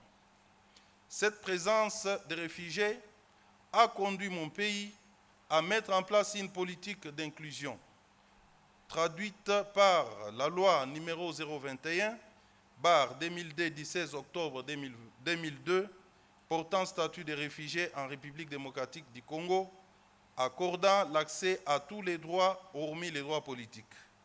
Il s'agit de l'accès à l'éducation gratuite pour l'école primaire, aux soins médicaux, à l'emploi, à la liberté de mouvement, à l'octroi des documents de l'état civil, dont notamment les actes de naissance, ainsi que l'accès aux terres arables. Quant aux engagements pris par mon gouvernement lors du Forum mondial sur les réfugiés, les mesures ci-après ont été mises en œuvre. 1. La ratification de la Convention de Kampala relative à la protection des personnes déplacées internes en février 2022. 2. La simplification de la procédure de détermination du statut des réfugiés par la Commission nationale des réfugiés, structure gouvernementale placée sous ma tutelle, avec la reconnaissance de 63 456 réfugiés depuis 2019. 3. La réactivation des accords tripartites de la République du Congo, la République centrafricaine, la République du Rwanda, la République unie de Tanzanie et la République de l'Ouganda, et aussi de la République du Burundi, une lettre d'échange avec la République d'Afrique du Sud et le Haut Commandement des Nations Unies pour les réfugiés. Tout en saluant l'appui du Haut Conseil du HCR à la République démocratique du Congo, en rapport avec les rapatriements volontaires des réfugiés, il demeure impérieux que la communauté internationale accompagne les efforts de mon pays en termes d'investissement en faveur des réfugiés et des communautés hôtes. Aussi, profitant de ces assises, le gouvernement de la République démocratique du Congo renouvelle son appel aux États membres de l'EAC de l'accompagner activement dans ses efforts de lutter contre tous les groupes terroristes qui écument l'Est de mon pays et dont les atrocités sont à la base des déplacements forcés de nos populations de leurs milliers d'origine. Sans donc la paix, nos États ne seront en mesure de réunir les conditions nécessaires au retour volontaire des réfugiés et de promouvoir des solutions durables en faveur des personnes victimes des déplacements forcés. Le culte de la violence, qui a pris une place prépondérante dans la région, doit être remplacé par le culte de la paix, car sans nul doute, l'histoire n'a jamais primé une seule personne au monde pour avoir excellé dans la violence criminelle tout au long de son existence. Que vive l'amitié entre les États de la communauté de l'Afrique de l'Est et de l'IGAD. Je vous remercie.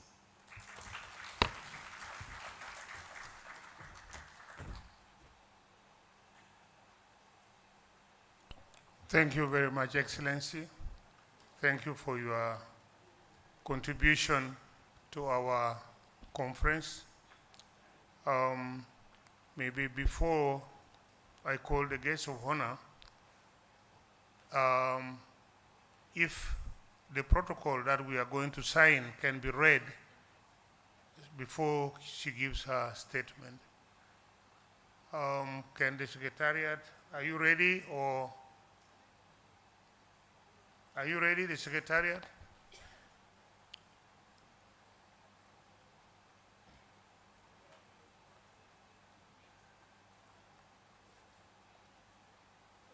Secretariat, are you also disturbed by the power outages? Or? I think the power outages must have locked the machine a bit.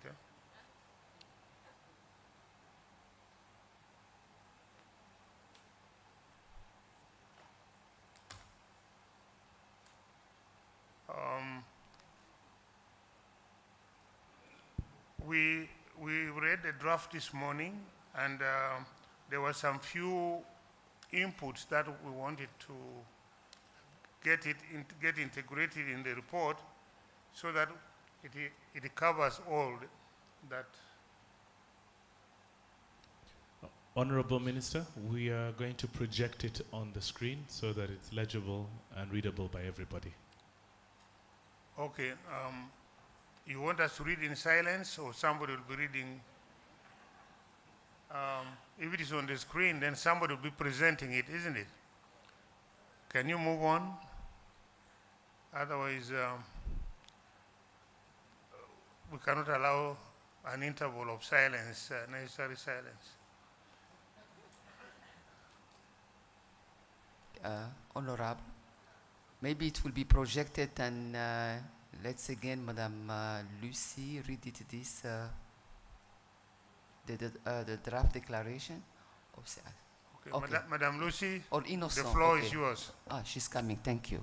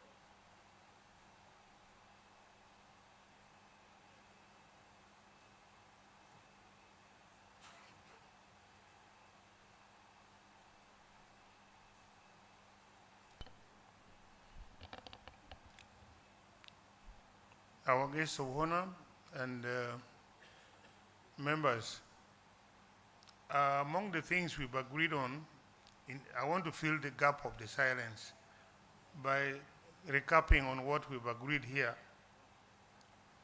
is that we have come together as East African and IGAD countries to holistically try to manage the refugee process together, and we are adopting common policies, and we are going to harmonize the responses to the refugee challenges in a similar manner, so that because most of these refugees are from our sub-region. They are not from elsewhere, most of them, about 95% or so, except for the few who have come from Asia and so on. So we have agreed now to work as a team in this region. I think that is the gist of the matter. And then we have agreed that all these declarations that have been made in Kampala, Nairobi, Arusha, even this one we are going to make, we shall integrate them into our policies so that our refugee acts or the laws on refugee is revised to reflect the general position that we have agreed on as East Africa and IGAD, so that we have one common front to handle refugee matters. So that is the background, and thank you.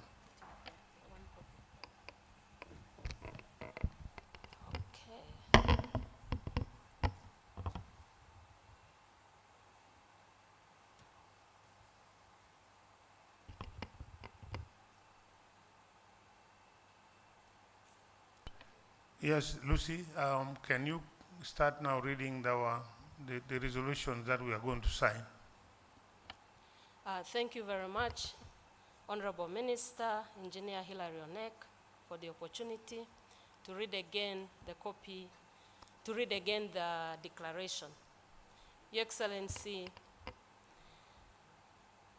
the First Deputy Prime Minister of the Republic of Uganda, and the distinguished Honorable Ministers and all the distinguished delegates in the House, this is how the declaration now reads, with guidance from the Honorable Ministers and the experts of Member States of IGAD and EAC, as well as specialists from the different partners of IGAD and EAC Member States, as well as our social partners, including the refugees, the local host communities, business community, academia, and all our partners.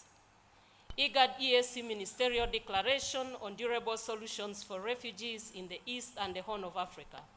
A bit of request, Lucy, that you just read summarize and give the various components so that it doesn't take the whole hour, because we already read through. So you just summarize, well, we've addressed this issue like that. Sorry for Thank you, Honorable Minister. So the main body of the text reads, we, the ministers of member states of IGAD and partner states of the EAC, solemnly declare, on addressing the root causes and drivers of forced displacement in IGAD and EAC regions, on violence and conflicts, we agree to strengthen national, regional, and continental early warning mechanisms to anticipate, prevent, contain, and manage conflict and crisis situations, and facilitate preparedness and early response. To support the operationalization of peace agreements, to create political stability with inclusion of refugees and displaced persons in peace processes, and prevent new displacements, as well as create conditions conducive for voluntary and safe returns. We also agree to review and track progress made in the implementation of peace agreements, security protocols, accords, and pacts, and promote the inclusion of peace education into curricula in all education levels, and establish flexible financial mechanisms for displacement crisis and influx of refugees into countries.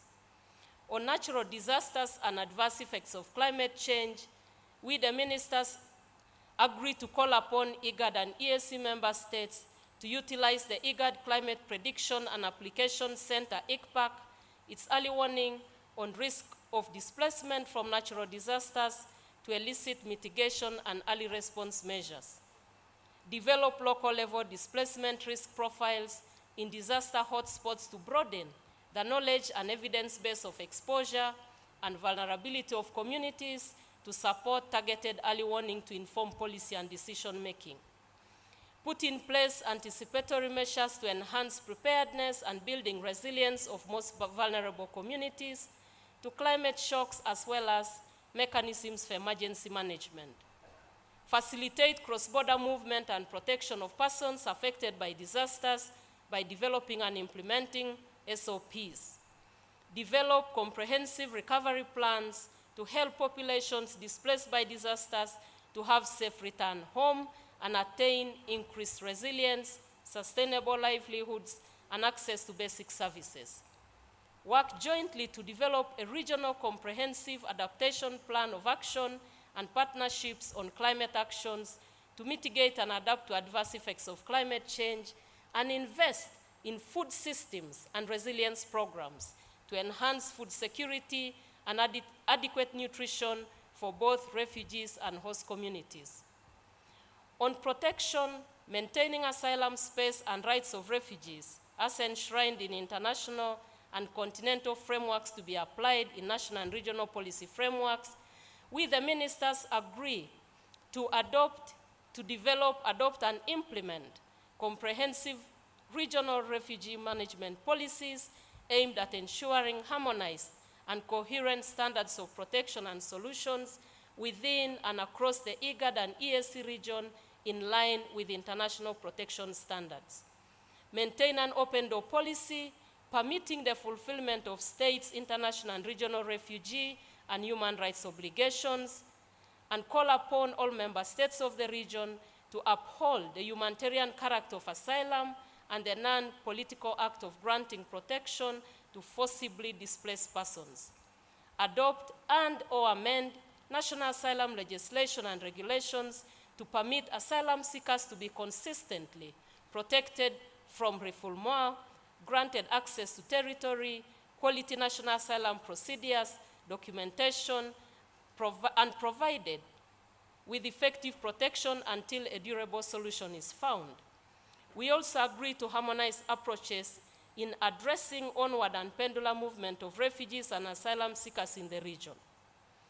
We agree to safeguard rights and provide basic services to the growing number of urban refugees and create greater investments that are required to support protection and solution strategies in those areas, and ensure refugees who are born in host countries irrespective of their age, have access without discrimination to birth registration and certification, including for late birth registration, to advance durable solutions and prevent statelessness, including options to be granted citizenship.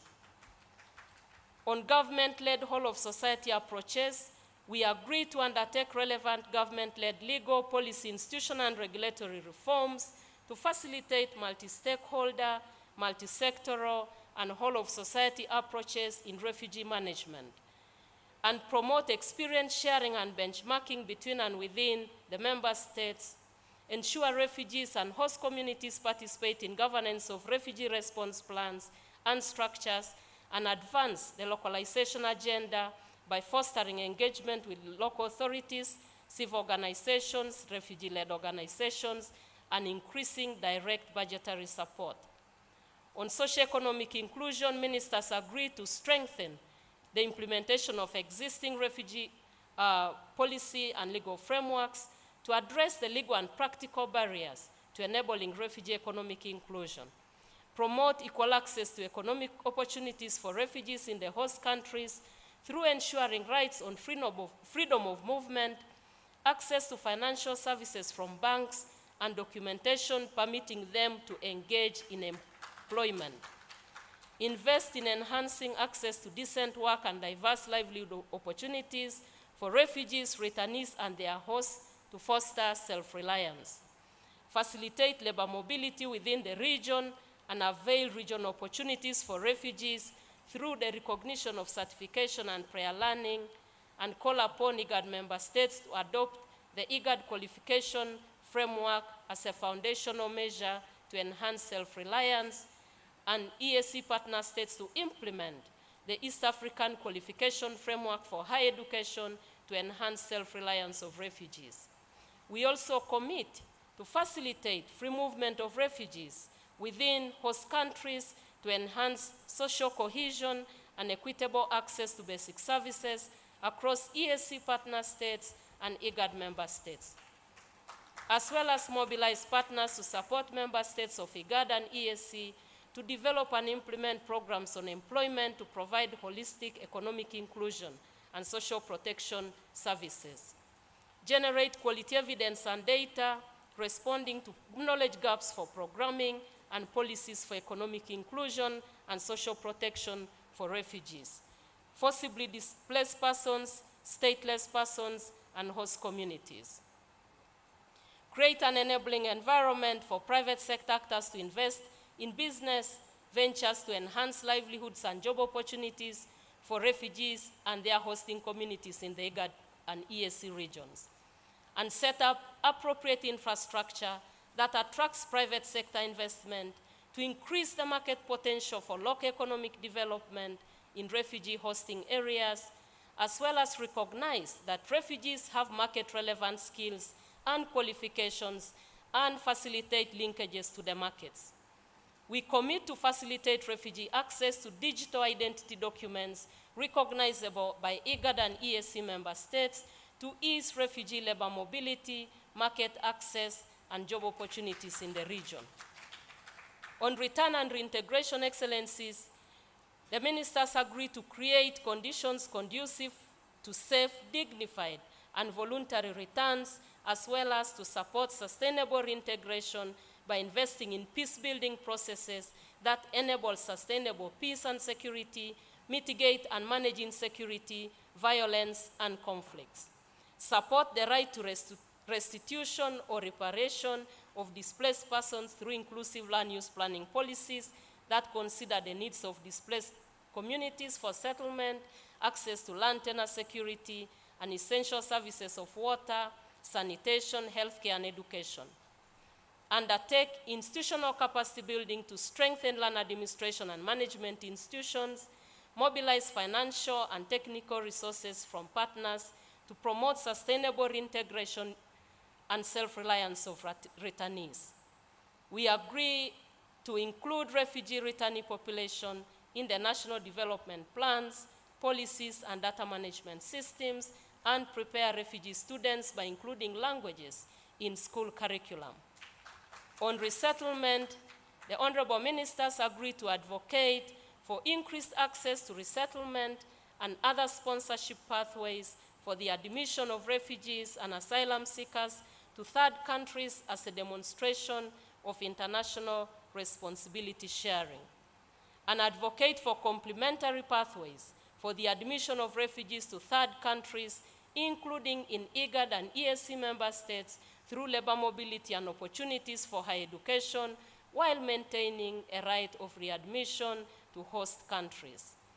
Facilitate access to family unification procedures, including for unaccompanied and separated children, without discrimination of any kind, by facilitating registration to national asylum procedures, family tracing, access to travel documents, including exit and entry procedures for departure and admission. On local integration, the ministers agreed to promote local integration, including by facilitating access to nationality pathways in host countries, particularly for those in protracted situations and who were born in host countries, and inform refugees and provide assistance on alternative legal status in host countries with long-term residence and work entitlement.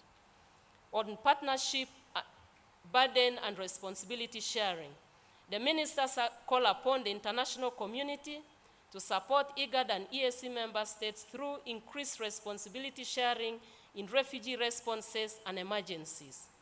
Assess investments and contributions by IGAD and EAC member states with a view to demonstrate commitment and identify gaps that can be matched by the international community. Assess the environmental impact of hosting refugees to advocate for new and innovative green energy environmental protection standards and programs, as well as invest financial and technical resources in environmental rehabilitation and provide alternative energy resources to the refugee hosting areas. The ministers also agreed to invest in historically marginalized refugee hosting areas and focus on the development of human capital, socioeconomic infrastructure, livelihoods, environmental rehabilitation for increased resilience. And the honorable ministers appeal to national, regional, and international partners to ensure adequate and predictable financing to address unmet humanitarian and development needs. The ministers, Excellency, endorse the joint UN efforts to reinforce refugee protection and inclusion to ensure that no one is left behind in line with the SDGs, and noted that over 20 UN entities are joining their forces to create a successor pledge called the UN Common Pledge 2.0 to strengthen the UN's dedication to promoting refugee inclusion in national plans, budgets, data sets, and service delivery systems. The ministers appeal to multilateral and bilateral partners, as well as other lending institutions and states, for debt relief and debt cancellation, and advocate for additional development financing in refugee hosting areas similar to the World Bank financed Dr. Deep grant model, and to expand this Dr. Deep grant model to other IGAD and EAC member states. And the ministers appeal that all funding for refugee interventions in all member states be given as grants and not loans. Encourage member states to leverage on climate financing instruments as agreed at the COP27 to manage climate-related or climate-compounded risks, and they commit to provide data for tracking progress of pledges made by the countries of origin, hosts, and partners. On the humanitarian development peace nexus, the honorable ministers agreed to call upon financing streams by international community that adopt the humanitarian development and peace transitional model, and they mobilize and allocate budgetary resources to operation and maintenance of transition services and infrastructure in refugee hosting areas. The ministers also call upon private sector actors to work with the IGAD and EAC member states on investments that facilitate the humanitarian peace and development nexus for self-reliance through sustainable jobs and livelihoods for refugees and host communities. Your Excellency, a guest of honor and distinguished guests, on the joint IGAD-EAC multi-stakeholder regional durable solutions pledge to the GRF 2023, the ministers agreed to finalize the adoption of IGAD and EAC regional refugee management policies and the development of costed plans of action to ensure harmonized regional approaches that are consistent with international standards, including access to quality asylum procedures, protection and assistance, and durable solutions. They also agreed to pursue a regional approach on economic inclusion through investment in climate reform, financial inclusion, and private sector investments in refugee hosting and return areas. They agreed to develop joint guidelines on the inclusion of the forcibly displaced and stateless populations, in particular women and youth, in humanitarian peace and development processes. And the honorable ministers agreed to address state fragility, establish and monitor regional peace mechanisms, implement democratic electoral processes, promote regional bilateral mediation and reconciliation processes, and support transitional justice processes in the region. We therefore, number one, call upon the IGAD and EAC secretariats in collaboration with AU and UNHCR and all partners to reconvene the expert session of this high-level ministerial conference in September 2023 in Arusha, Tanzania, to develop a comprehensive plan of action for the implementation of this ministerial declaration on durable solutions for refugees in the East and the Horn of Africa. Secondly, we call upon the IGAD Secretariat to convene the Heads of State and Government Summit to take stock of the progress in the implementation of the Nairobi Declaration on Durable Solutions for Somali Refugees in Mogadishu, Federal Republic of Somalia, in October 2023. We further call upon the international community to commit additional technical and development financing at national and regional level for the implementation of durable solutions provided for in this declaration. We also decide to hold this high-level ministerial session annually and on a rotational basis to track the status of implementation of this declaration and other decisions on durable solutions for refugees in IGAD-EAC region. Finally, Excellencies, Member States of IGAD and EAC extend deep appreciation to His Excellency President Yoweri Kaguta Museveni and the government and the people of Uganda for their warm hospitality in hosting this high-level ministerial meeting on durable solutions for refugees in the IGAD and EAC region. In witness whereof we, the ministers responsible for refugee affairs or duly authorized representatives of the member states of IGAD and partner states of the EAC, have signed this declaration in 2 regional texts in English and French languages, and all texts being equally authentic. Done at the Commonwealth Speak Resort, Munyonyo, Kampala, Republic of Uganda, on this 16th day of June 2023.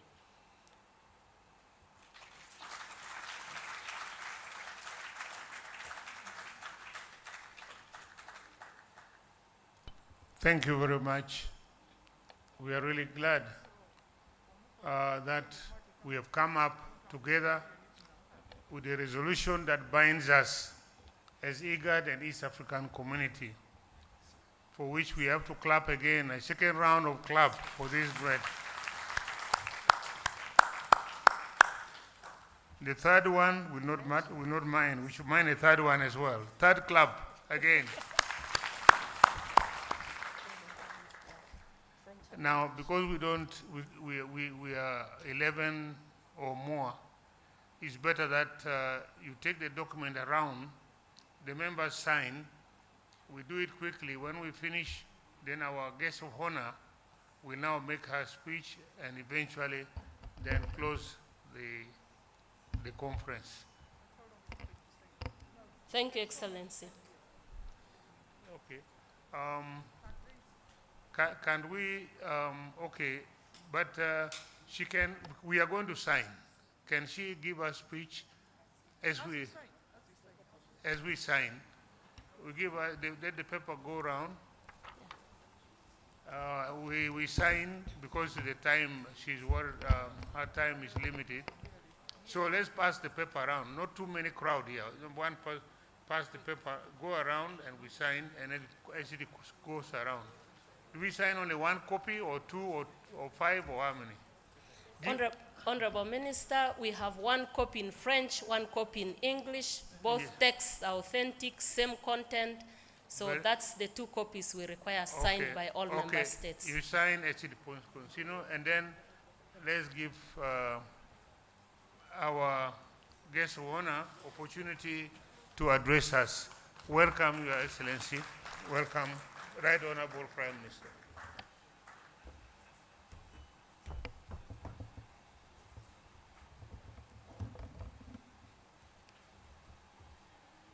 Now, the journalists, don't crowd too much in front here. Thank you.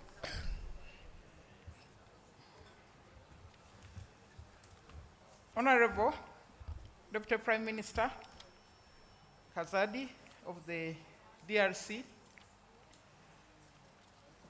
ministers of Burundi, of Djibouti, of Ethiopia, Eritrea, of Kenya, of Rwanda, United Republic of Tanzania, Uganda, Sudan, Republic of South Sudan, Somalia,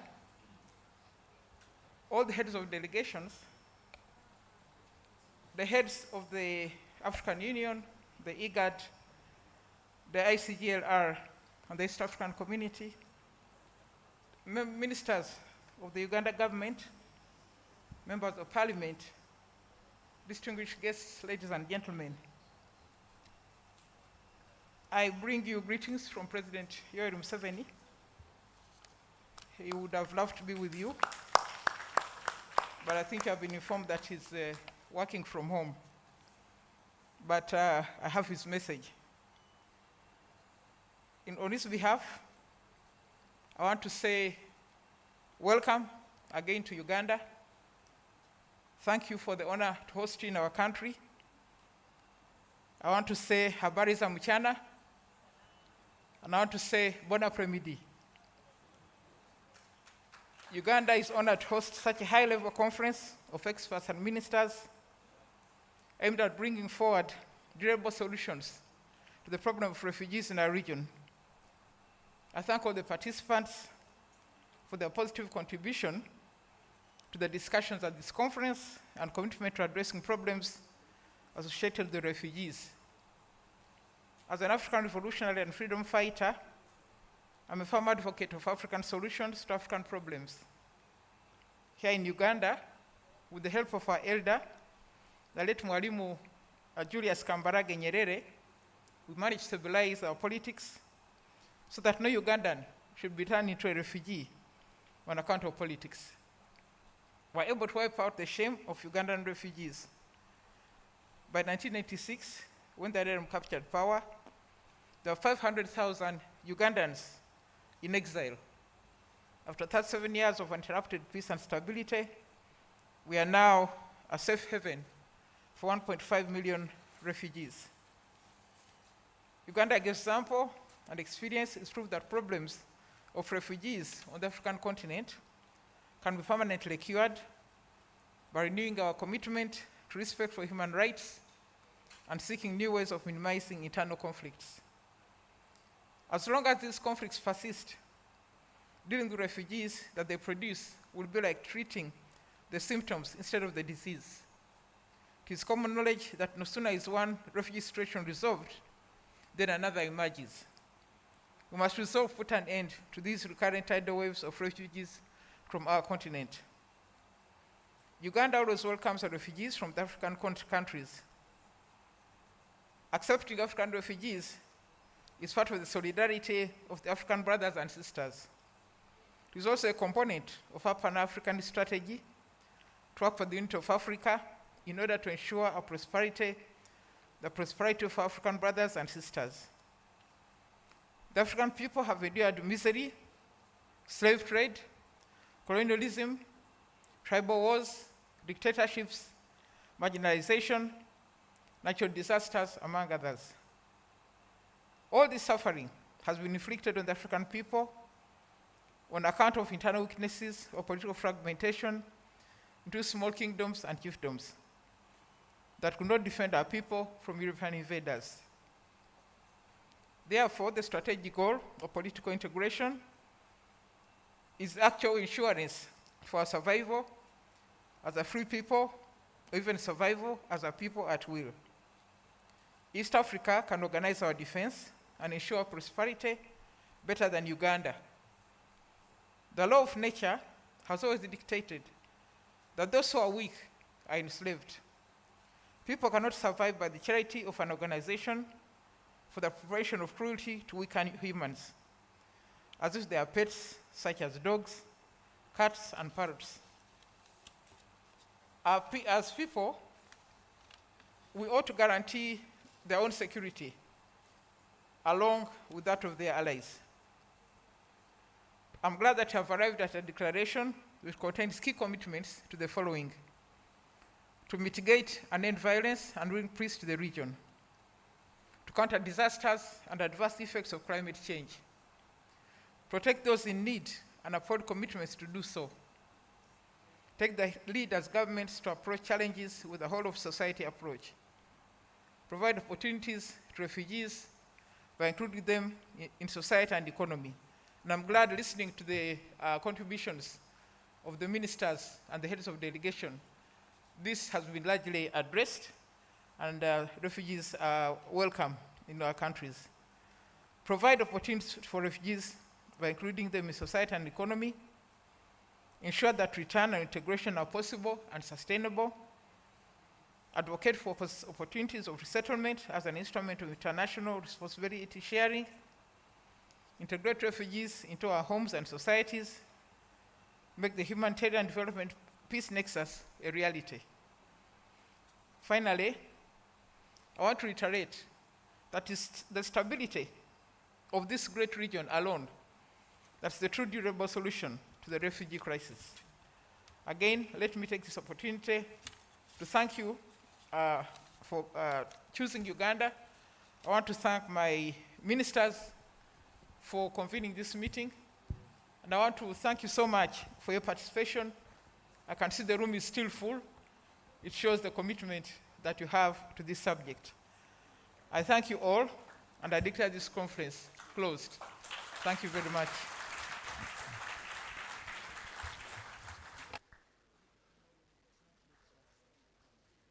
Our guest of honor, we'd like you not to sit down, but actually to sit on the stage. And I'd like to call the other visiting ministers, the Minister of Burundi, Minister of Ethiopia, from Rwanda, South Sudan, Somalia, and the DRC to kindly join you on stage.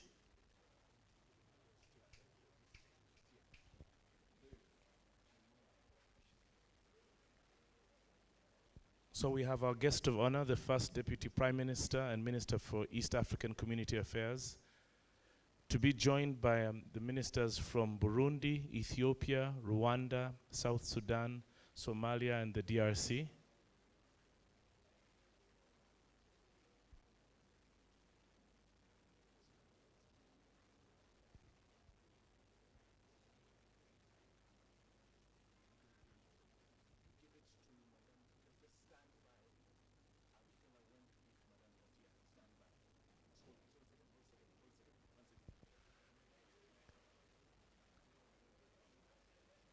It's at this special moment that we'd like to say thank you to you, our guest of honor.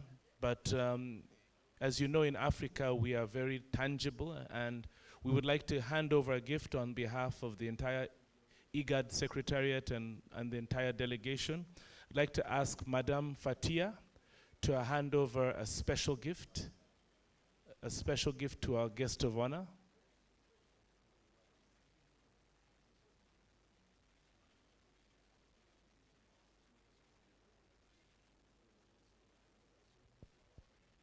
Ladies and gentlemen, if we could give a good, rousing round of applause.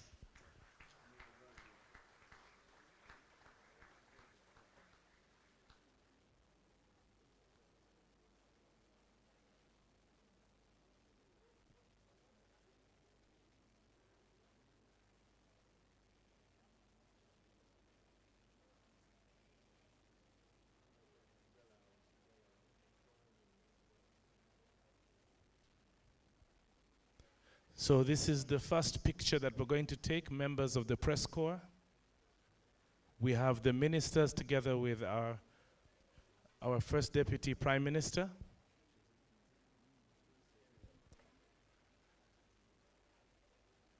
Next, I would like to ask all the heads of the different partnerships and partner agencies to kindly join on stage.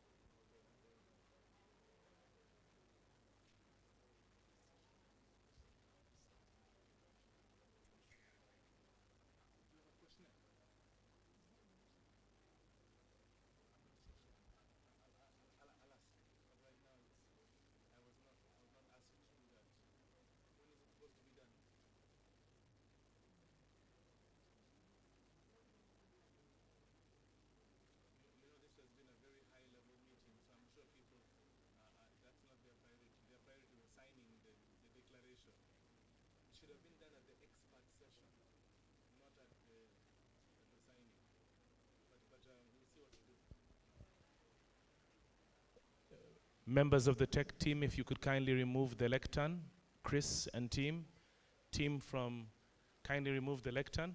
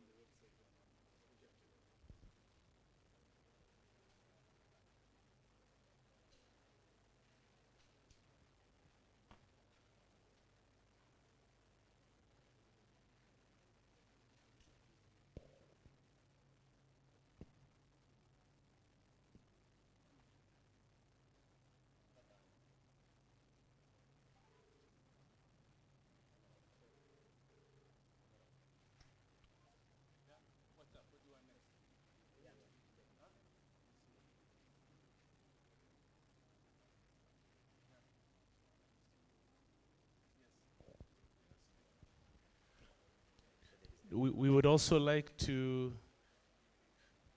hand one over, our guest of honor.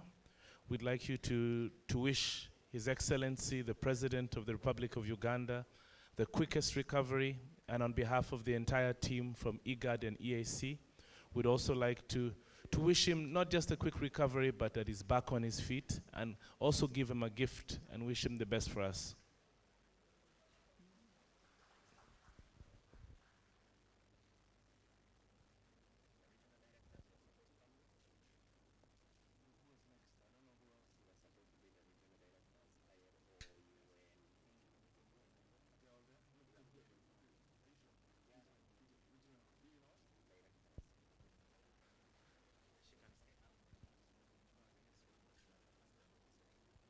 Ladies and gentlemen, let's give a big round of applause to our guest of honor.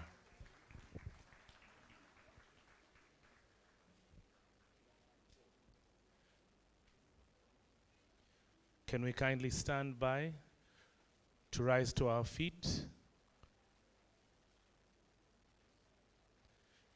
In closing, we would like to have a word of prayer. We opened with a word of prayer, but I think it's also befitting if we should close with a word of prayer. Mr. Isse. I'd like to call Isse Mohammed.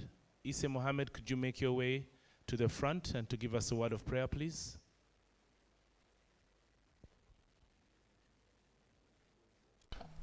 Please, will you get the signing going on quickly? The Right Honorable Prime Minister want to witness us to sign and finish and before she leaves. Where are the documents? Ise, You we have been told that the signing has not yet been completed, so we cannot close until we are done. So kindly take your seats, ladies and gentlemen, just out of respect for the process.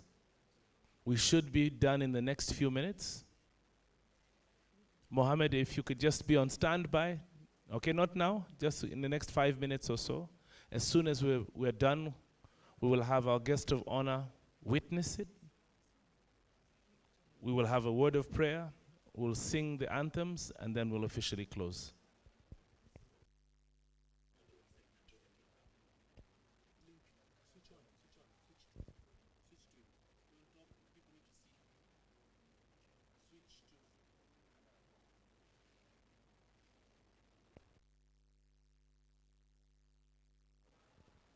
Ladies and gentlemen, in the meantime, we'd like to address your attention to the screen. We'd like you to probably give us your feedback about the conference. If you could go to our conference website, there is a form, a feedback form that we'd like you to all fill in for us. As soon as you're done, kindly just submit. Thank you once again.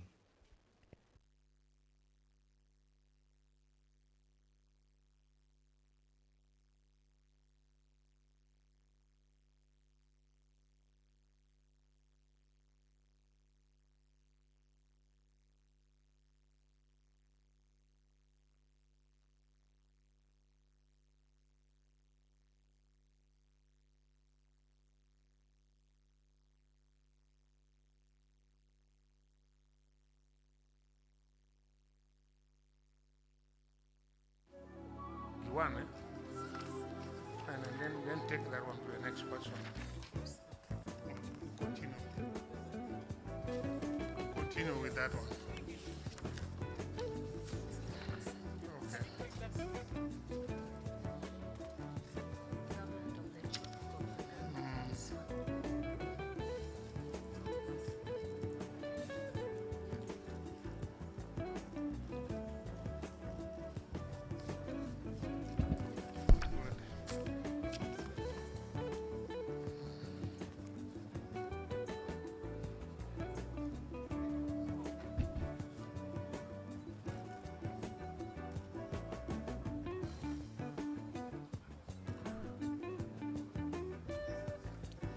Lucy.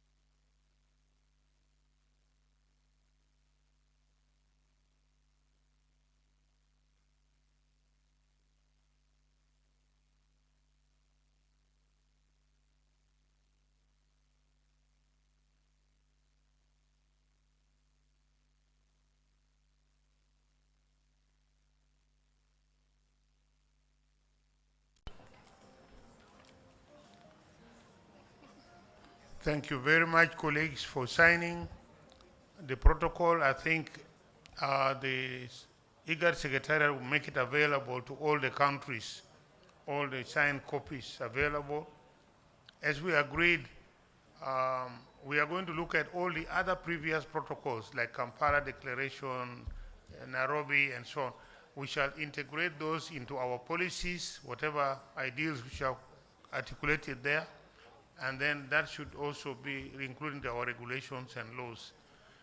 That will help us to work now. Just give us the laws that will govern the management of displaced people, refugees, and so forth. I would like to thank again very much the Right Honorable Prime Minister for coming and closing on behalf of the President. We are really grateful. I think you are now at liberty. After signing, we can now walk home or wherever. I think that is. Huh? So you are invited for tea, maybe. Tea there. Closing prayer. Chair? Yes. Just out of interest, the IGAD Secretariat has requested a picture together with the different member states holding the declaration. That's a photo opportunity just to be able to show the world that we're standing in unity and going to be doing our best to be able to change the plight of refugees worldwide. So that is one picture that we'd like to do. And then we'd like to respectfully close with a prayer and the three anthems. Can you get the covers so that all of us hold those covers and then we stand up here for the photo? For photograph? No. The prayers. Please, you people. Yeah? Let's do it here. Let's do it here. These are the actual ones. Don't worry, nobody will see inside. Nobody see which one. Oh, the whole one. Whole one. Have they got copies? Let everybody stand up. Yeah, everybody stand up and you hold your copy.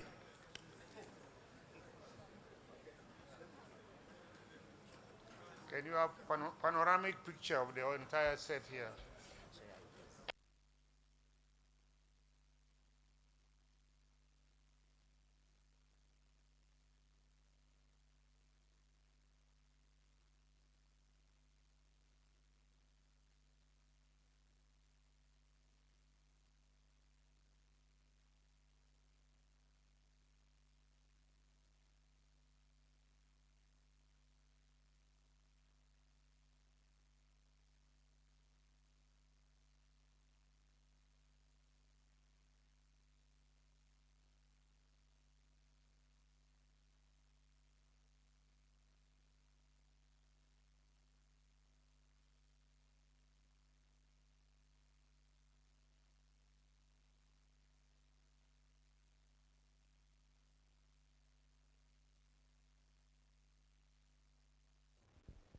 Ladies and gentlemen, let's give a big round of applause to our guest of honor, the first Deputy Prime Minister and Minister for East African Community Affairs.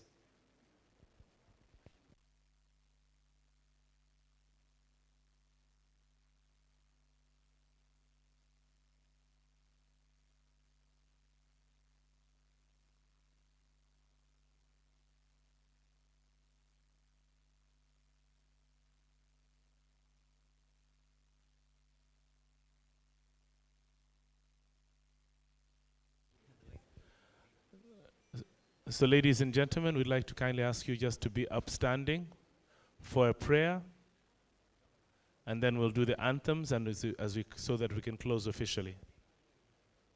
Mr. Isse?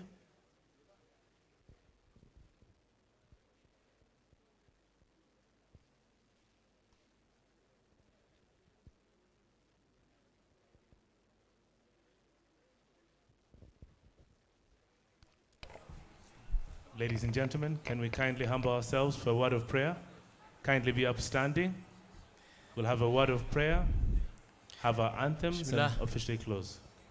I'm called Ise. Webele nyo asante sana merci. Shukran mahatsanit. Amezigen lelehu. I want to commence to read the Quran, then we can close our occasion. Bismillahirrahmanirrahim. Qul huwa Allahu ahad. Allahu samad. Lam yalid wa lam yulad wa lam yakul lahu kufuwan ahad. صدق الله العظيم.